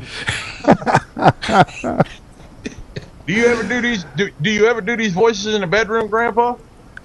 Oh yeah. There's your problem. I get bits. There's your problem. And I got a head puppet with Kermit the Frog. She doesn't go for that kind of crap. I told a joke to a chick one time while I was with her, and I've heard about it now for 20 years. Yeah. Oh my gosh! Can we hear the joke at least? I don't remember what the joke was. I bet if I asked her, she probably would, but I have no idea what it was. I don't. My memory is for shit. I've smoked myself retarded. I got a boob fetish. Honesty. Kimberly. She asked me what I love the honesty, man. Both of you guys are being honest. Let's keep it up. Let's talk about shit nobody ever talks about that's absolutely honest. All right. You ever thought about stabbing your boss in the face? Yes, you have. Yes, you have. But nobody talks about this. Run them over with a Mack truck. Make sure that, a Volkswagen will do the same thing. It doesn't necessarily. It ain't got to be a big truck. You can kill somebody with a Yugo going 40. I could probably run them over with my belly and do the same thing. See, that may be one more you problem. If you want to make it personal, use a pogo stick. Because Kevin, then if you're killing somebody, it's personal. No, that's true. That's true. But I mean, if you use dynamite, you can be far away from that. It feels disconnected, But you use a pogo stick to pound somebody's face in, they're going to see you 50 times before they die. Boing, boing, boing, boing, boing. Oh hell yeah! Especially if you're on the pogo stick. That's what I meant. I can't poker stick. I just beat the shit out of somebody with one. I'll be all right with that. Oh my God! As long as the other end doesn't go into the other end, it's okay. I'm not even. This is the first time. Grandpa. This is the first time. I'm gonna let that one go. This is the first time I've had a three-way conversation on Skype, and every time one of you talks, your screen pops up. So with Grandpa, it's just a picture. With Steve, it's video. This is very cool. I mean, I've never done this before. I would have been taking calls the whole time. I was always just taking one call at a time. A video? Oh, that's right. I'm on camera. Yeah, I got you on camera, man. I see what you've been doing there. I think you should put that sock puppet down. And, yeah. That's not a sock puppet. Beast. Oh, it's a sock monkey. I'm sorry. There you go. Yeah. I'm a very dark character. Let's go to Grandpa. What? You don't look a thing like your picture. Of course, that's Grandpa Al Lewis from the Munsters. Me, I'm just. I know that. Grandpa, you enunciate, man, and I appreciate that. Were you an English major by any chance? No, I've always decided to take that little bit of military training that I had. I've always had to pronounce everything correctly, otherwise they would whiplash me really bad. And I would rather be a little articulate than nothing at all. It's something I have to do. Okay. Well, yeah, Steve represents the average Virginian, and we just talk. We leave it. I have a comma fetish. Yeah. I get pissed off at people who don't put commas and punctuation in the right place. Even when they're speaking, it pisses me slam off. Because they weren't thinking to themselves, well, a comma goes there, and they just keep running on, and it's just irritating as shit. Irritations, huh? Cool. So I've learned something else. Common sense, it ain't so common anymore. No, it's not. Makes any sense either. Where were you in the military, Grandpa, and what branch did you serve in, and what years, if I may ask? I was in 80 to 85 in the SEALs, Navy. Right on. How about that? Hey, did you guys do SEALs actually have to raise a goat and then kill it and eat it? That was for more or less what would you call it? Survival. Well, y'all would probably call it fun. I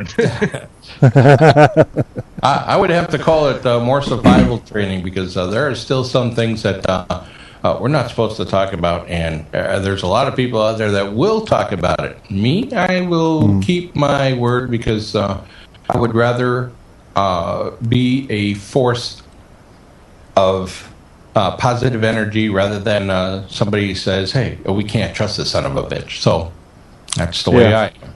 Hey, I'm down with that, well, and thank you for your service. I appreciate it. And thank you all for your support. That is amazing. Thank you. And let me ask you this, though. What do you think about Jesse Ventura and what happened with him lately regarding the SEALs? I think that Jesse kind of overstepped his bounds in a way, but then he took everything and brought out the truth, and that's what we all need nowadays, the truth. Sometimes he even decide to push that truth aside just for himself. But so do you believe that the sniper that said that he got in a fight with him at a bar was lying?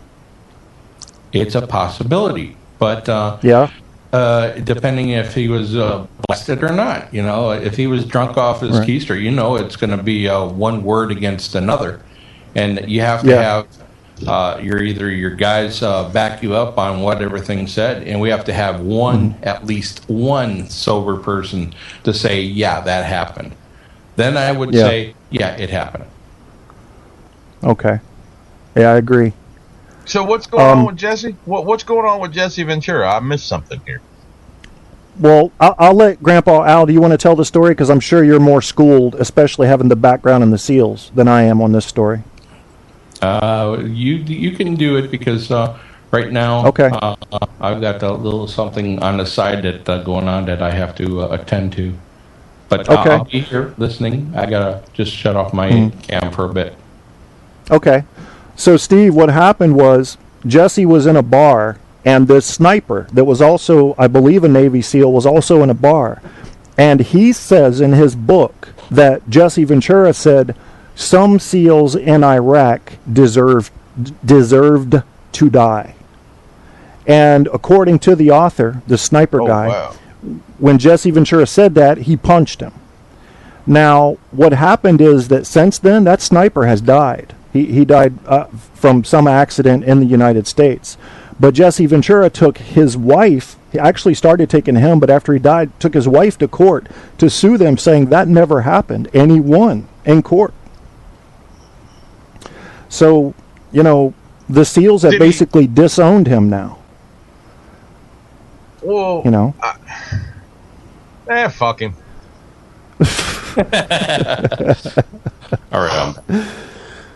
All right. That sounds kind of petty. I mean, if he said it, fuck him.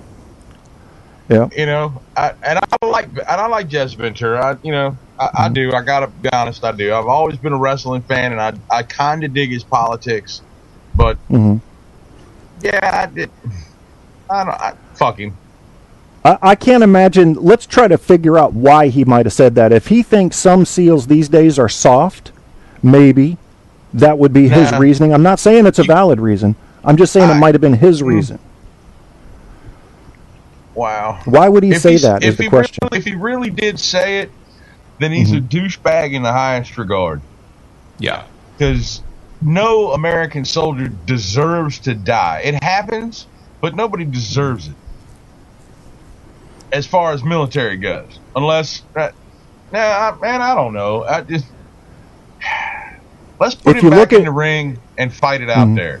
Yeah. If you look at the motivation, I think the sniper had more motivation to make this story up, to get book sales, than Jesse Ventura did to lie about it. Yeah, but now he's dead, so how'd that work out? Exactly.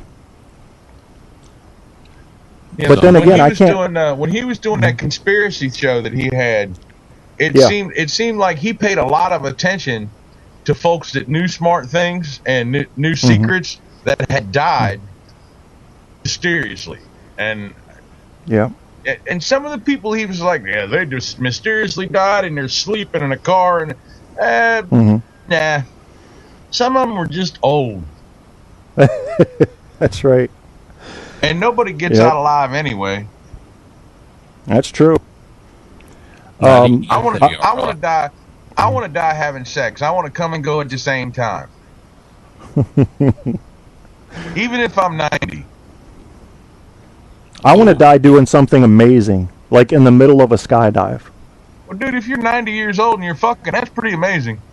That is actually, yes. Just yes, saying. It is. Yep. I hear a lot of people go, I want to die in an amazing way, and I want to die this, and I want to... I really don't want to die, but when time comes, I kind of like it to be just, getting out of a car, or walking down the street, or getting ready to take that last sip of cold-ass coffee out of the cup before you go get another cup. That would be nice. You don't want to know when it's coming, then? Oh, hell no. Me neither, to be honest with you. From what I hear, you shit yourself when you die anyway. I don't want to do it right before I die. Then that's the last thing I'm thinking. That's the last thing I'm gonna be thinking about. Damn, I just shit myself. Andrew in the chat room says that only one witness out of the 11 that claimed this happened turned up at court, but he was not at the bar. Andrew, I think what you're talking about, though, is that Jesse Ventura said he wasn't at the bar before something like 6 p.m., and they were saying this happened at like 5:20. So I think that was more of a technicality, because he did admit to being at the bar later that night, right? So I think this is that's a minor hair-splitting kind of thing. He was there, and they were there together, but the question is, did he say what was claimed? And if I'm wrong, correct me in the chat room there, but that's what I heard when I saw the video of Jesse Ventura making his statement on a news show to defend himself. Now remember, he was a wrestler, he's been a politician, he has learned the craft of public speaking, and he can be very convincing doing it. That doesn't mean he was lying, but if he wanted to lie, he could probably do it pretty convincingly. Well, yeah, just because you say it with compassion don't make it true. Yeah, that's true. Do you guys know how to read body language? Who, me? Yeah, both of you. Yo, I don't know. I've never been trained to do it, but I'm really good at it. I mean, you bounce and do other sort of things in your lifetime. You get good at it. Mm-hmm. Yeah. I'm a pretty good judge of body language. Can you tell when someone's lying to you, Steve? At least when they're in person standing in front of you? 9 times out of 10. Unless you're a woman. If you're a woman, I'm fucked. Here it is, Kevin. I'm gonna lay it out there for you, honest to God. If you're a short, pudgy, blonde, psychotic, crazy woman, you can have everything I got. That's what you like, is it? I like women. You can usually find. At least me personally, I can find something attractive about almost every woman who walks the earth, and I'm gonna say about 98% of them. Okay. Like except Honey Boo Boo's mom. No. Nope, nothing. Not a damn thing. And I don't even know what she looks like. The fact that she has like 3 or 4 kids simply fucking amazes me. Yeah, that means somebody was drunk. Because of her. Well, have you seen who she's with? No. I don't think it's a question of drunk. I think it's a question of IQ. And when everybody in the room's IQ adds up to still in double digits, you might be in Arkansas. Oh my God. Well, you guys know my voice is about to go here. I gotta go soon. The bathroom's down the hall to the left. Well, I can let y'all go on. Who feels like being a co-host right now? What else are we gonna talk about? Let's talk about something fun. All right. I'll help you get started, and then I got to take me a little break. Pussy?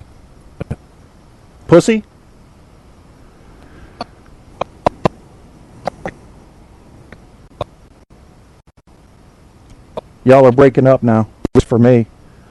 You guys in the chat room, can you hear everybody okay?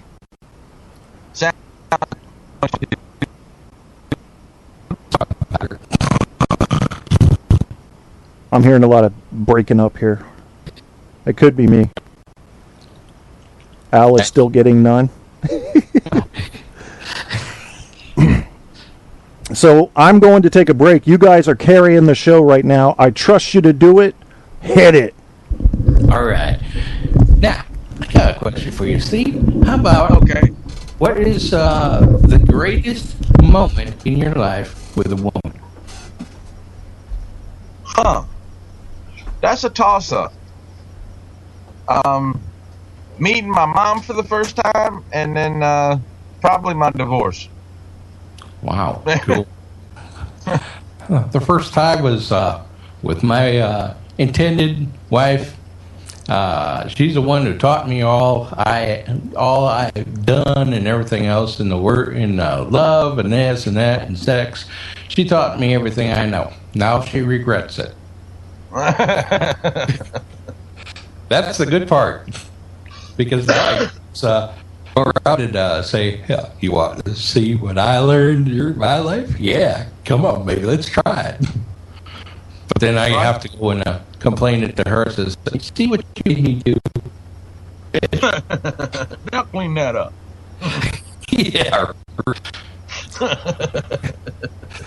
Okay, what's the craziest thing in your life that you have ever done?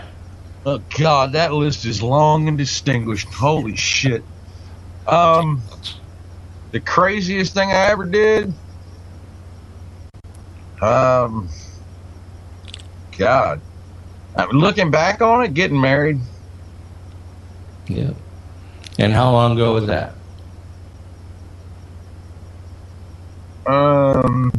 Shit, I don't even remember. I forgot our first anniversary. I'm not going to know 3 years later.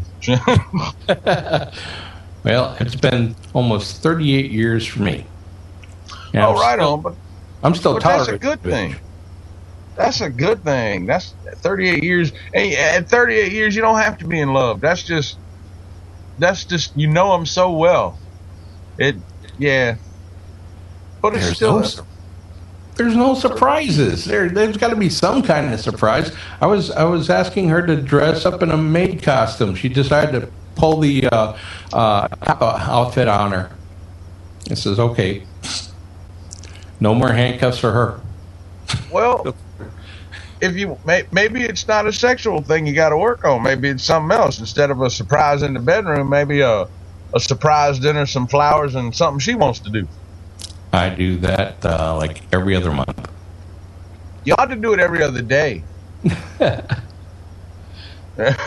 Oh yeah. Oh yeah. You got it. I noticed one thing about her is that she's always loved the kids, the grandkids. No matter what problems pop up in our lives, she'll go right to the kids first and make sure that they're okay. She'll even put herself in financial mess in order to make sure that they're taken care of. I do the same thing. We both agree on this and that. But there's no, you know what? When you have nothing left except for the children, the grandchildren, you feel a little left out in other places that should be there. Now, I do a lot of chatting with women. Unfortunately, I'm that type of person. I do that radio shows on the sides, but I do something that one thing I never thought I would do. I'd actually run down. I went to Canada to have an affair, came back and told her about it. Well, I came in at a strange time. Why didn't you take her with you? Because she didn't want to go. But it's Canada. They got good weed up there. Yeah, no, that would have been it. I would love to get a couple of potfuls of weed just to get her to. You mind? I gotta wake up in the morning. Leave me alone. She says, okay, I'll leave you alone. Just don't buy the little squishy sounds. Will you buy it? Okay. What? Ooh. You know what's really weird, man? Grandpa Al Kruska, it's very weird to hear someone enunciate that could also break your neck with a thumb and forefinger. That's an unusual combination, if you ask me. Hey, I enunciate from time to time. Piss off. Yeah, you do. You do. I can always understand what you're saying. See, I was in the Air Force, Grandpa, so you know, a Navy SEAL does more in 20 minutes than I did in my 4 years regarding physical activity. Mm-hmm. So, but I did try out for the tug team in basic training, so we got to run an extra 5 miles every night. That was fun. That was fun, too, yeah. Yeah, but I'm sure you guys did that for lunch. I mean, but let's go run 5 miles. Yeah. Then about 20 years ago, I had the unfortunate accident to put me in a wheelchair. Everybody says I wouldn't walk again. 2 years later, I walked into the doctor's office and tell him, you're fucked. What happened? Can you tell us? Motorcycle accident. Oh, I'll be damned. Yeah, drunk driver hit me from behind. I got a new motorcycle out of it, and I was riding about 3 years right after that. And everybody said, no, you're not going to be able to walk again. What's wrong with you? You can't even get up on a stool or anything yourself. You got to have people help you. Fuck that noise. Excuse my language. I'm glad you showed that kind of determination, man. I don't believe in giving up. I never did. Because if I did give up, I wouldn't be with the woman I am now. Yeah. So of course, so it's coming. Then what are you complaining about? There's nothing. Just getting laid. I need somebody to jump my bone. You sound basically. So basically, you've got the woman you need to be with that you should have been with and ended up with. You just still feel like fucking everything that moves. I haven't done anything. Unfortunately, I am also a loyal person. I hate being loyal to something I can't control. But of course, I don't And want. you should have never got married, because at what point did you think you could control a woman? Oh, I didn't know I could. I didn't want to control her. I wanted to be part of her life. Unfortunately, the control part came when she said, "Not tonight. I got a headache," which lasted 8 years. Oh my God. That hurts, man. Ow. I got nothing. Ow. What about getting her drunk or high? Can you try that? She doesn't drink, and the other thing she'll drink is wine coolers. And when that happens, she farts a lot, pukes out the dog. That's awesome. Grandpa, I think it's time for a roofie. So no, I got better than that. Does she? Do you cook a lot? Oh yeah, I like gourmet cooking. I like any kind of cooking, actually. All right, hey, I'm an advocate for this. What you need to do? What does she do for work? Does she have a job? Is she retired? What's going on? Well, right now she's going through schooling for her GED. I got her into that. I kept on at her year after year. Says, "Well, you might go get your GED so you feel better about it." Instead of bitching about it, says, "Okay." Finally got her. She doesn't. But the bottom line, she don't have a job where if like she stubbed her toe and had to go to the doctor and they piss tested her and found, I don't know, marijuana in her system, she wouldn't get fired. Okay. Nope. What you need to do in the kitchen there, chef, is you need to figure out a way to cook with the cannabis. Because cannabis it's an aphrodisiac. When I get stoned, all I want to do is just do something. You know, I ain't always got somebody with me, so you know, nature takes its course. Sometimes I say no, but I know I really want it. Jimmy's but brownies. Yeah, they have so many different uses. You can use butter. Anything you use butter on, you can put butter, THC butter, THC chocolate. Anything you can use butter or oil in, put it in the recipe. They should market that. She will get. They should market it and call it, "I can't believe this motherfucking shit's not butter." I want the package. Well, I'm not a crook. Shit ain't butter. But yeah, dosers. I mean, just and use a small amount, or I don't know, get her loaded and just set the video camera and go nuts. But it'll work. Hey, Kevin, but it'll work. Kevin, Steve, that's what you and I. Yeah, you and I can market something. It says KY cannabis. There you go. I don't know where you're going with this, Grandpa, but honestly, I gotta say, if there was a list of things that I would not put THC in, KY jelly is one of them. Well, they got edible jellies, certain oils, so why not? If I was going to do that, I'd just take a joint and jam that in her ass. Oh, sometimes a cigar is just a cigar. Yeah, if I'm gonna eat something with THC in it, licking KY off of something ain't my first choice. It's just not, and I'll be honest, it's pretty low on the list. At least they make it flavored now. They got flavored KY jelly. Yeah. Yeah. Edible oils that they edible undies and. Yeah, well, I know all that, but I didn't know they had flavored KY. That kind of defeats the purpose. Where do you really want to put that? Damn. Anywhere that. Can you imagine? Imagine how fast you could talk with Vaseline in your mouth. Sure. I'm not even gonna say none of that, Kevin. I'm gonna act like you didn't even say that to me. It's late at night. I say strange shit late at night, y'all. I got a question, Kevin. If you woke up face down in a tent with your pants around your ankles and Vaseline all over your ass, would you tell anybody? I'd go out and find the mothership because I'd have a bone to pick with them. But would you tell anybody? No, I probably wouldn't. You want to go camping? But it's cool. But it's cool because we got flavored KY. No,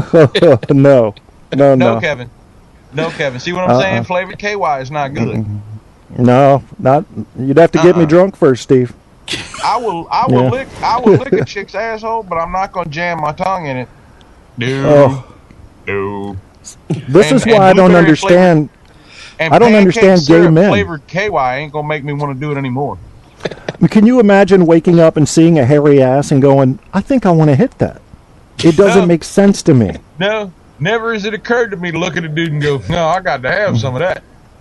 No. Yeah. Be a dude. Well, see, women, I can understand why women are gay because they like sensual attention and men aren't sensual. But I don't understand why men are gay. What is that? I don't understand. I want to understand it. Gay people, explain it to me. You, sir, have just opened up the proverbial can of fucking worms. Yeah. I do that. No pun intended. Get it, worm? See what I did there?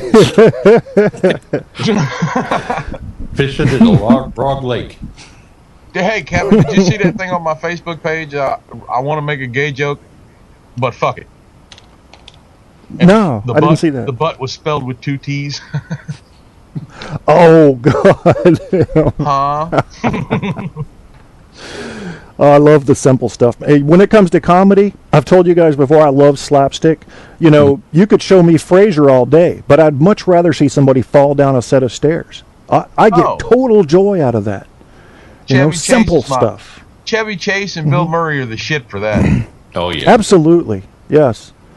Very simple-minded that way. I don't need any psychiatrist jokes and any class echelon jokes. Just give me somebody trying to walk across ice, and I'm fucking happy.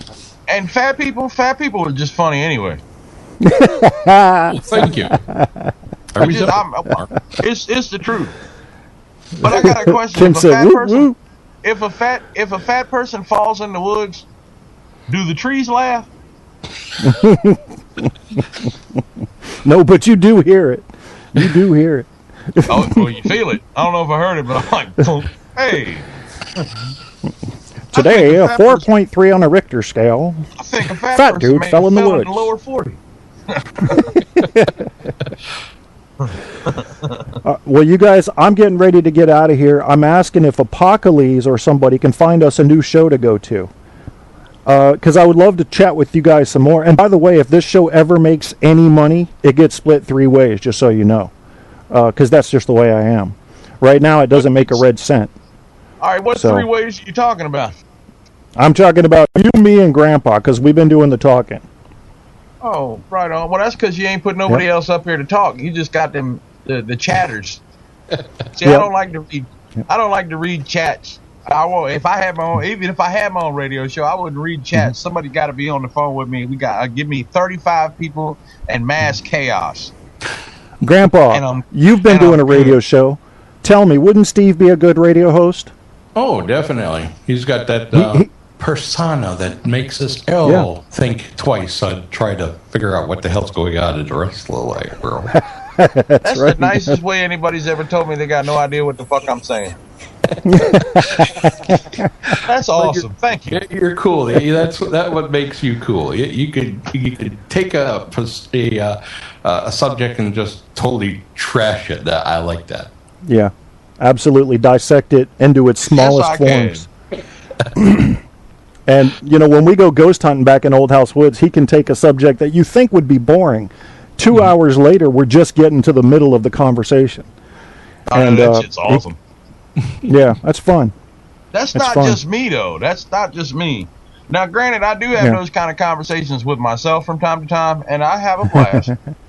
But I gotta have somebody in it with me. I need partners in crime. That way, plausible deniability can take place. That's true. That's true. Well, I've got my own. It's like outrunning a bear in the woods. I don't have to outrun the bear. I just have to outrun you. That's right. I don't have to. You have your own what, Grandpa? I'm not even worried about the bear. I just stand up to him and says, "Hey, is that a weed that you've been smoking since we're my part, stupid?" See, the weed you be smelling in the woods is probably me. Oh, you got a whiff of it. Me passing you. But I'll be cool with that because that's the only time in nature will you ever see a seal kill a bear. Good point. Yeah, see how quick his mind works? Bears are delicious too. Have you ever had bear? Oh yeah, I haven't. Bear, snake, gator, piranha, and unfortunately, my wife's cookie. You had piranha? Oh, Yeah. Did it taste like bluegill? Actually, it tasted like a smallmouth bass, except it's a little chewier than most because it's almost all muscle. Huh. Did you eat it raw or was it cooked? Yeah, raw. Oh, Okay. never mind. You ate bait. Hey, I had to eat stuff. You're not allowed to tell me. Okay. I ate stuff that even my mother cooked it. It felt like raw fish. Either that or something that came out of her shorts. I don't know. Easy. It's your mom. Ooh. Now the insane grandpa's coming out. Now we have bad grandpa. Yeah. He's coming out now. We wore him down through interrogation. See how that works? Hey Kevin, do you know what a slinky and a 75-year-old man have in common? I do not. Both of them are pretty worthless until you kick them down a flight of steps.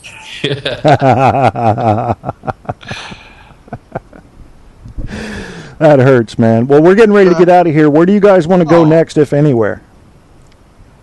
I'll just follow the sun. I'd like to go to McDonald's. Taco Bell. That would be nice. That would be nice. I'm hungry as shit. Oh no, some Waffle House. Ooh. Oh, God. Waffle House with about $60 to burn. Yeah. That hell, you could get the waitress for that, along with the meal. You know, the last time I was at Waffle House, I think it was with my boys in 10'6", and just me alone, $28 in Waffle House. Damn. I know. It was awesome. I know it was me and my wife $60 down at $60 down at the Outback. I can do that. That's a good restaurant. Where are you from, Grandpa? What state, if you don't mind? I'm a cheesehead from Wisconsin. Kim. Kim, didn't you guess Wisconsin, or did you guess Michigan? I was thinking Michigan. I knew it was north. That's all I knew. I was born in Milwaukee, and I moved down here for my grandkids in Kenosha, and then they decided to move all the way up to Tomahawk, which is about 4-hour drive. So we're stuck here for a little bit. Mm-hmm. Are you a Green Bay fan? Y'all got cool names up there: Kenosha, and Tomahawk, and Sheboygan. We got Hampton, Newport News, Pocosin, Williamsburg. We got no easy on the Williamsburg, okay? That's where he lives. Where were your I love Williamsburg. Yeah, I love it. In the middle of Indian country, so that works. Mm-hmm. That's awesome, man. Well, we're getting ready to get the hell up out of here. One thing I've learned about doing radio shows is always cut them about 10 minutes before you think you're out of shit to say. But you guys, I love you, so I want you to come on again next time. When do you want to do it? Tomorrow night? The night after? I always ask you when next time is, and then nobody tells me shit. Because I never know. I swear to God, I usually only take an hour. I did 2 radio shows today, Steve. That's unheard of. So then why plan it? Why say next time? Because I mean, if it's a crapshoot, there might not be a next time. You might wake up in the morning and just say, you know what, fuck them. You're right. You're right. So don't plan. That way you've always got hits on your site because they're checking to see if you're there. Yep. Good point. That is a good marketing strategy. Every now and then, just be there. Yep. And every once in a while, and they'll tell a friend, and they'll tell 3 friends, and so on, and so on. Yeah. Party going. So what we will do then is we'll try to get Grandpa on with a hooker, having sex on the show. Ooh, good. Is that possible? Think we could do that? Anything's possible. I gotta believe it, otherwise I wouldn't be here. I hear you, man. Okay, well, do you guys have any parting words to the Truth on Tap crowd and the iHeartRadio crowd who will listen later? Here's my word for the day, Kevin. Okay. Anti-disestablishmentarianism. Look it up. Live it. You guys hear that? It's only 23 syllables. You can remember it. I bet half of them can't spell it, though. How about you, Grandpa? What do you want to tell these people? Never take things for granted. Always look at the big picture and forget about all the small crap. You don't need it in your life anyway. So stay positive and stay true to yourself. Okay, Grandpa, when is your next show? Are you doing a show soon, or? Pardon? What? Do you have a show coming up soon? Yes, Saturdays and Sundays. We go on for the 2 p.m. Central Time. We have the Southern Cowboy and Grandpa Al One Voice Network. It's Saturday rants and Sunday brunch. Right here, Spreaker, Facebook, Twitter, and YouTube. Okay. I just found your show, and I'm going to paste a link to it on the Facebook page announcing this show. Thank you very much. Yes, sir, I will. And I will talk to you guys later. And thanks for joining the show. Really appreciate it. You're both welcome on any time, as you know. And same to you. Same hey, when are we going ghost hunting again, Killer? I'm ready when you are. We went the other night, and wasn't too eventful. I was in Matthews for 2 days last week and didn't hear the hide in the hair of you. Well, that's because you know all the drama that was going on here. Oh, with the dude trying to break in and shit? Yeah, so I couldn't leave the house. I was playing guard dog. Oh, you want a guard dog? You want the best guard dog on the planet? I have a suggestion. Okay. Guinea hens. Guinea hens? Yep. They've been used for cartels and drug dealers for years. If anybody even comes close to your property, these fuckers make noise. Well, we live on a main road, so you're saying we'd never sleep again. Well, when the person broke in, did he break into your backyard or your front yard? Backyard. Okay, well, where would it tell you to keep a couple of guinea hens at that point? In the backyard. In my shorts. Either that, you don't want to put them there. I grew up on a farm, Kevin. Don't put them there. I'm telling you. But if you want to get a dog, and it'll be cool because it'll be something the cats can slap around, get a Chihuahua. Okay, that's a good idea. Because these little bastards will bark at 3 o'clock in the morning for 20 minutes just to let you know that there is still air in the house. Or there's a guinea hen out back. Yeah, it'll happen. But you don't need you don't need a 900-pound shepherd that you're going to have to feed every damn day. 40 pounds of food cost you your arm and your leg. Fuck that. Get a Chihuahua. That's actually a good point. We were getting ready to look at Rottweilers, and when you look at the food bill... Don't do it. Get a Chihuahua. He ain't got no business outside anyway. Because I've seen some of the hawks in Matthews. They'll eat his ass. That's right. Yeah, I would go, honestly, I would go with maybe 1 or 2 guinea hens in just a little enclosure in your backyard, or a Chihuahua, because those two things make the most noise when there's an intruder on your property. All right. Well, you guys heard the security system information here first from Steve, who is a security expert because he's paranoid, so he has to be. I'm not paranoid. I know they're out to get me. And on that note, we will be giving you Texas Radio Fish, and I like to give this for Kim because she's from Texas. Texas Radio Fish Funk Change. You almost want to cuss, but it's not. It's Funk Change, featuring Mana Junkie, Spinning Mercabra, and something else I can't read because my screen's not wide enough. Grandpa Al Kruska and Steve the Swoop Moyer have been your co-hosts tonight. Thank you both for being on. Appreciate it.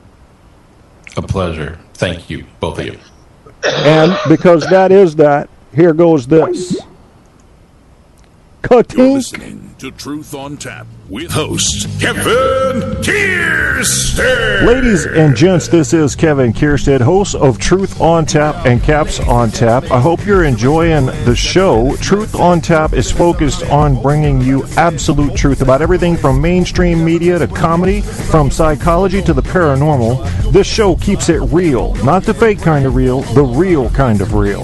That same spirit also covers our Caps on Tap show about the Washington Capitals. Caps on Tap shows air only after Capitals wins at this time. Please come like our Facebook page and join the conversation at facebook.com/truthontapshow. Truth on Tap has been picked up and promoted by iHeartRadio, the internet audio mega monster, so shows are available there as well as on Spreaker and a limited selection on iTunes.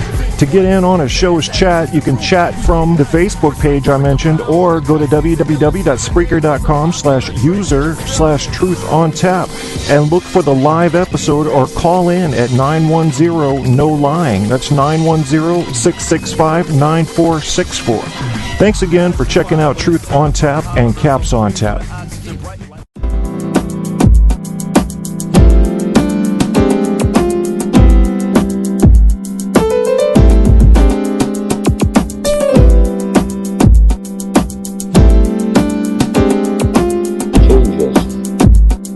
Changes come, and changes go. There's always change. Seasons change, the time change, people change. In all directions at once.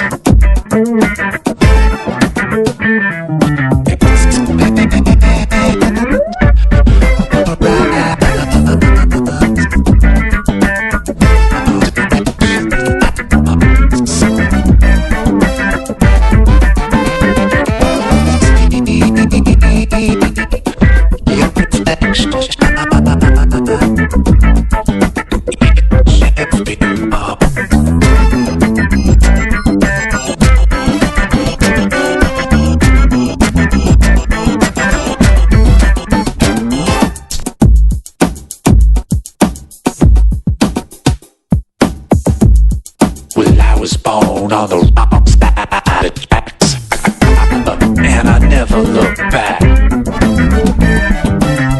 I love enemies, I love monsters that stay right stand in the back. The fact, I love my family, I love my enemies, I love the chaos that's burning deep inside of me.